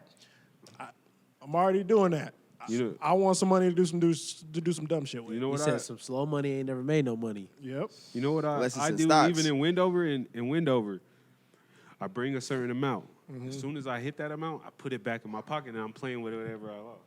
Yeah, no, you gotta do Yeah. that. See, You gotta and do that's that. why, like, when I go to Wendover, I don't bring no cards, no nothing. I just bring cash. So, like, I gamble $500. I just bring $500 cash. None of my cards, because I Yeah. already know what I would do. You go Yeah. right back to. I'm a habitual ATM swiper. Nah, fam, Yeah, I can't yeah. be that. I did that one time, and I ain't even had the money to do it. So, Oh yeah, like, that's all it took. That's all it took. So after that, I was like, nah, fam, that don't feel good. Now I'm going back home. I got to figure out how I'm about to eat. See, I wasn't gambling. I was in the strip club. He was in Miami. KJ had to take my card. Yeah, I was lit out there, and he had to take my whole debit It card. was for gambling. No, he said he was in he's a at a strip club. I mean, I was gambling. He was running the Did risk. you have the condoms though? Definitely didn't. Oh, he was going crazy. He was gambling in more ways than one. That's why I say it was a gamble. It was a gamble of sorts. Man, High stakes. But it all came Oh, out. so you're a real Joe Budden fan. You eating cheesecake in the strip clubs and shit. Man, some of the best food be.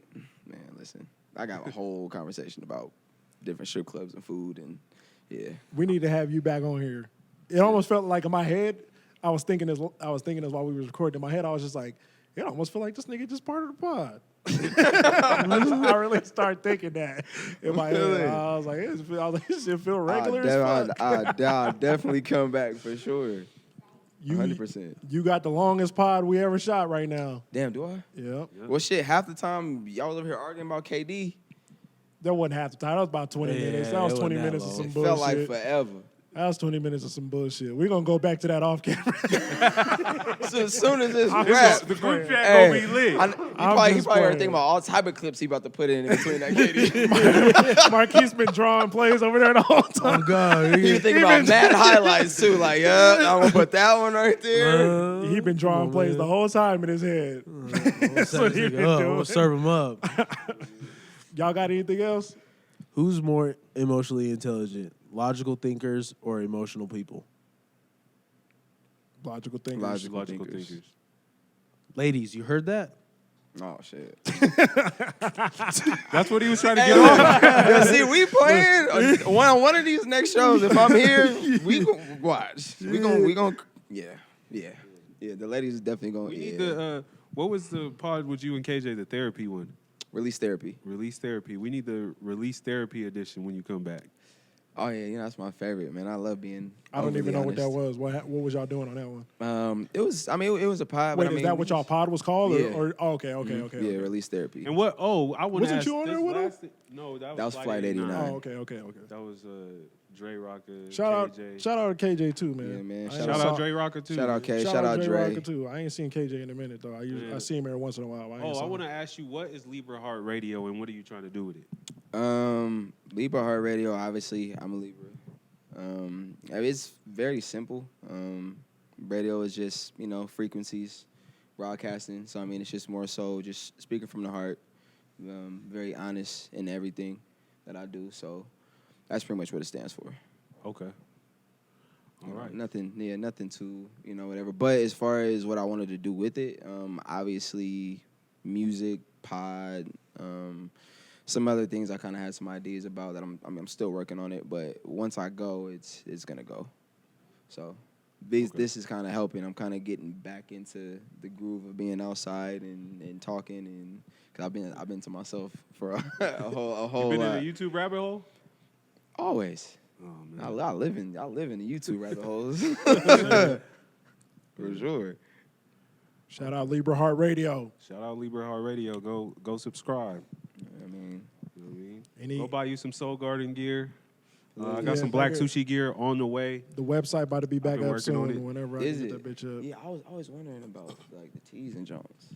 Yeah, I've been struggling. I had some other T-shirts about to come out because they be selling these T-shirts out of my homeboy's wife's shop, and I just doing too much podding, too much making music that I ain't even had a chance to even fucking do the shit. But Okay. working on something, man. You know what I'm saying? It's tough sometimes. And but tune into his new single coming out with Trademark the Skydiver. Trademark the Skydiver, Sneaker man. box. Sneaker Box. Sneaker Still box. stashing bread up in the sneaker box. Man, sir. I can hear that after that. Yeah. Springtime about to go dumb.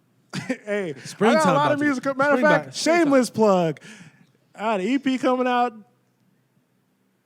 at the beginning of February, another one at the beginning of March.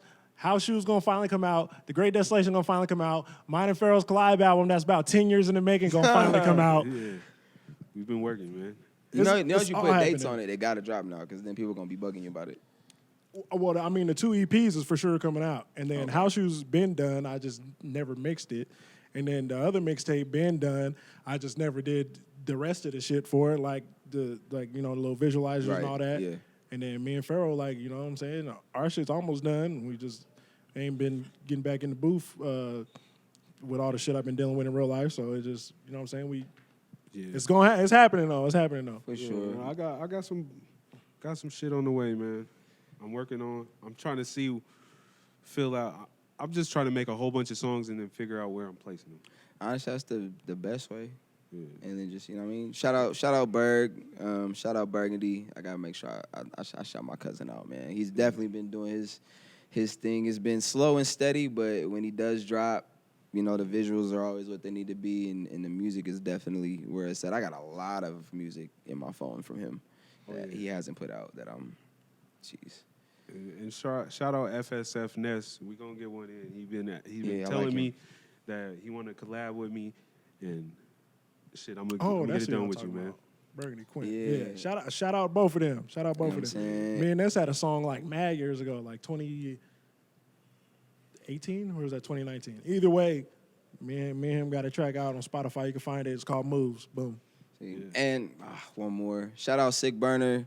He'll be opening for Slick Rick as well. I think February 6th at the Metro Music Hall, I believe so. Sig's really dope. Like I've been a fan of Sig for years. Yeah, I did the first DJ Juggy show I did with Sig. Yeah, like it's funny how me and him met.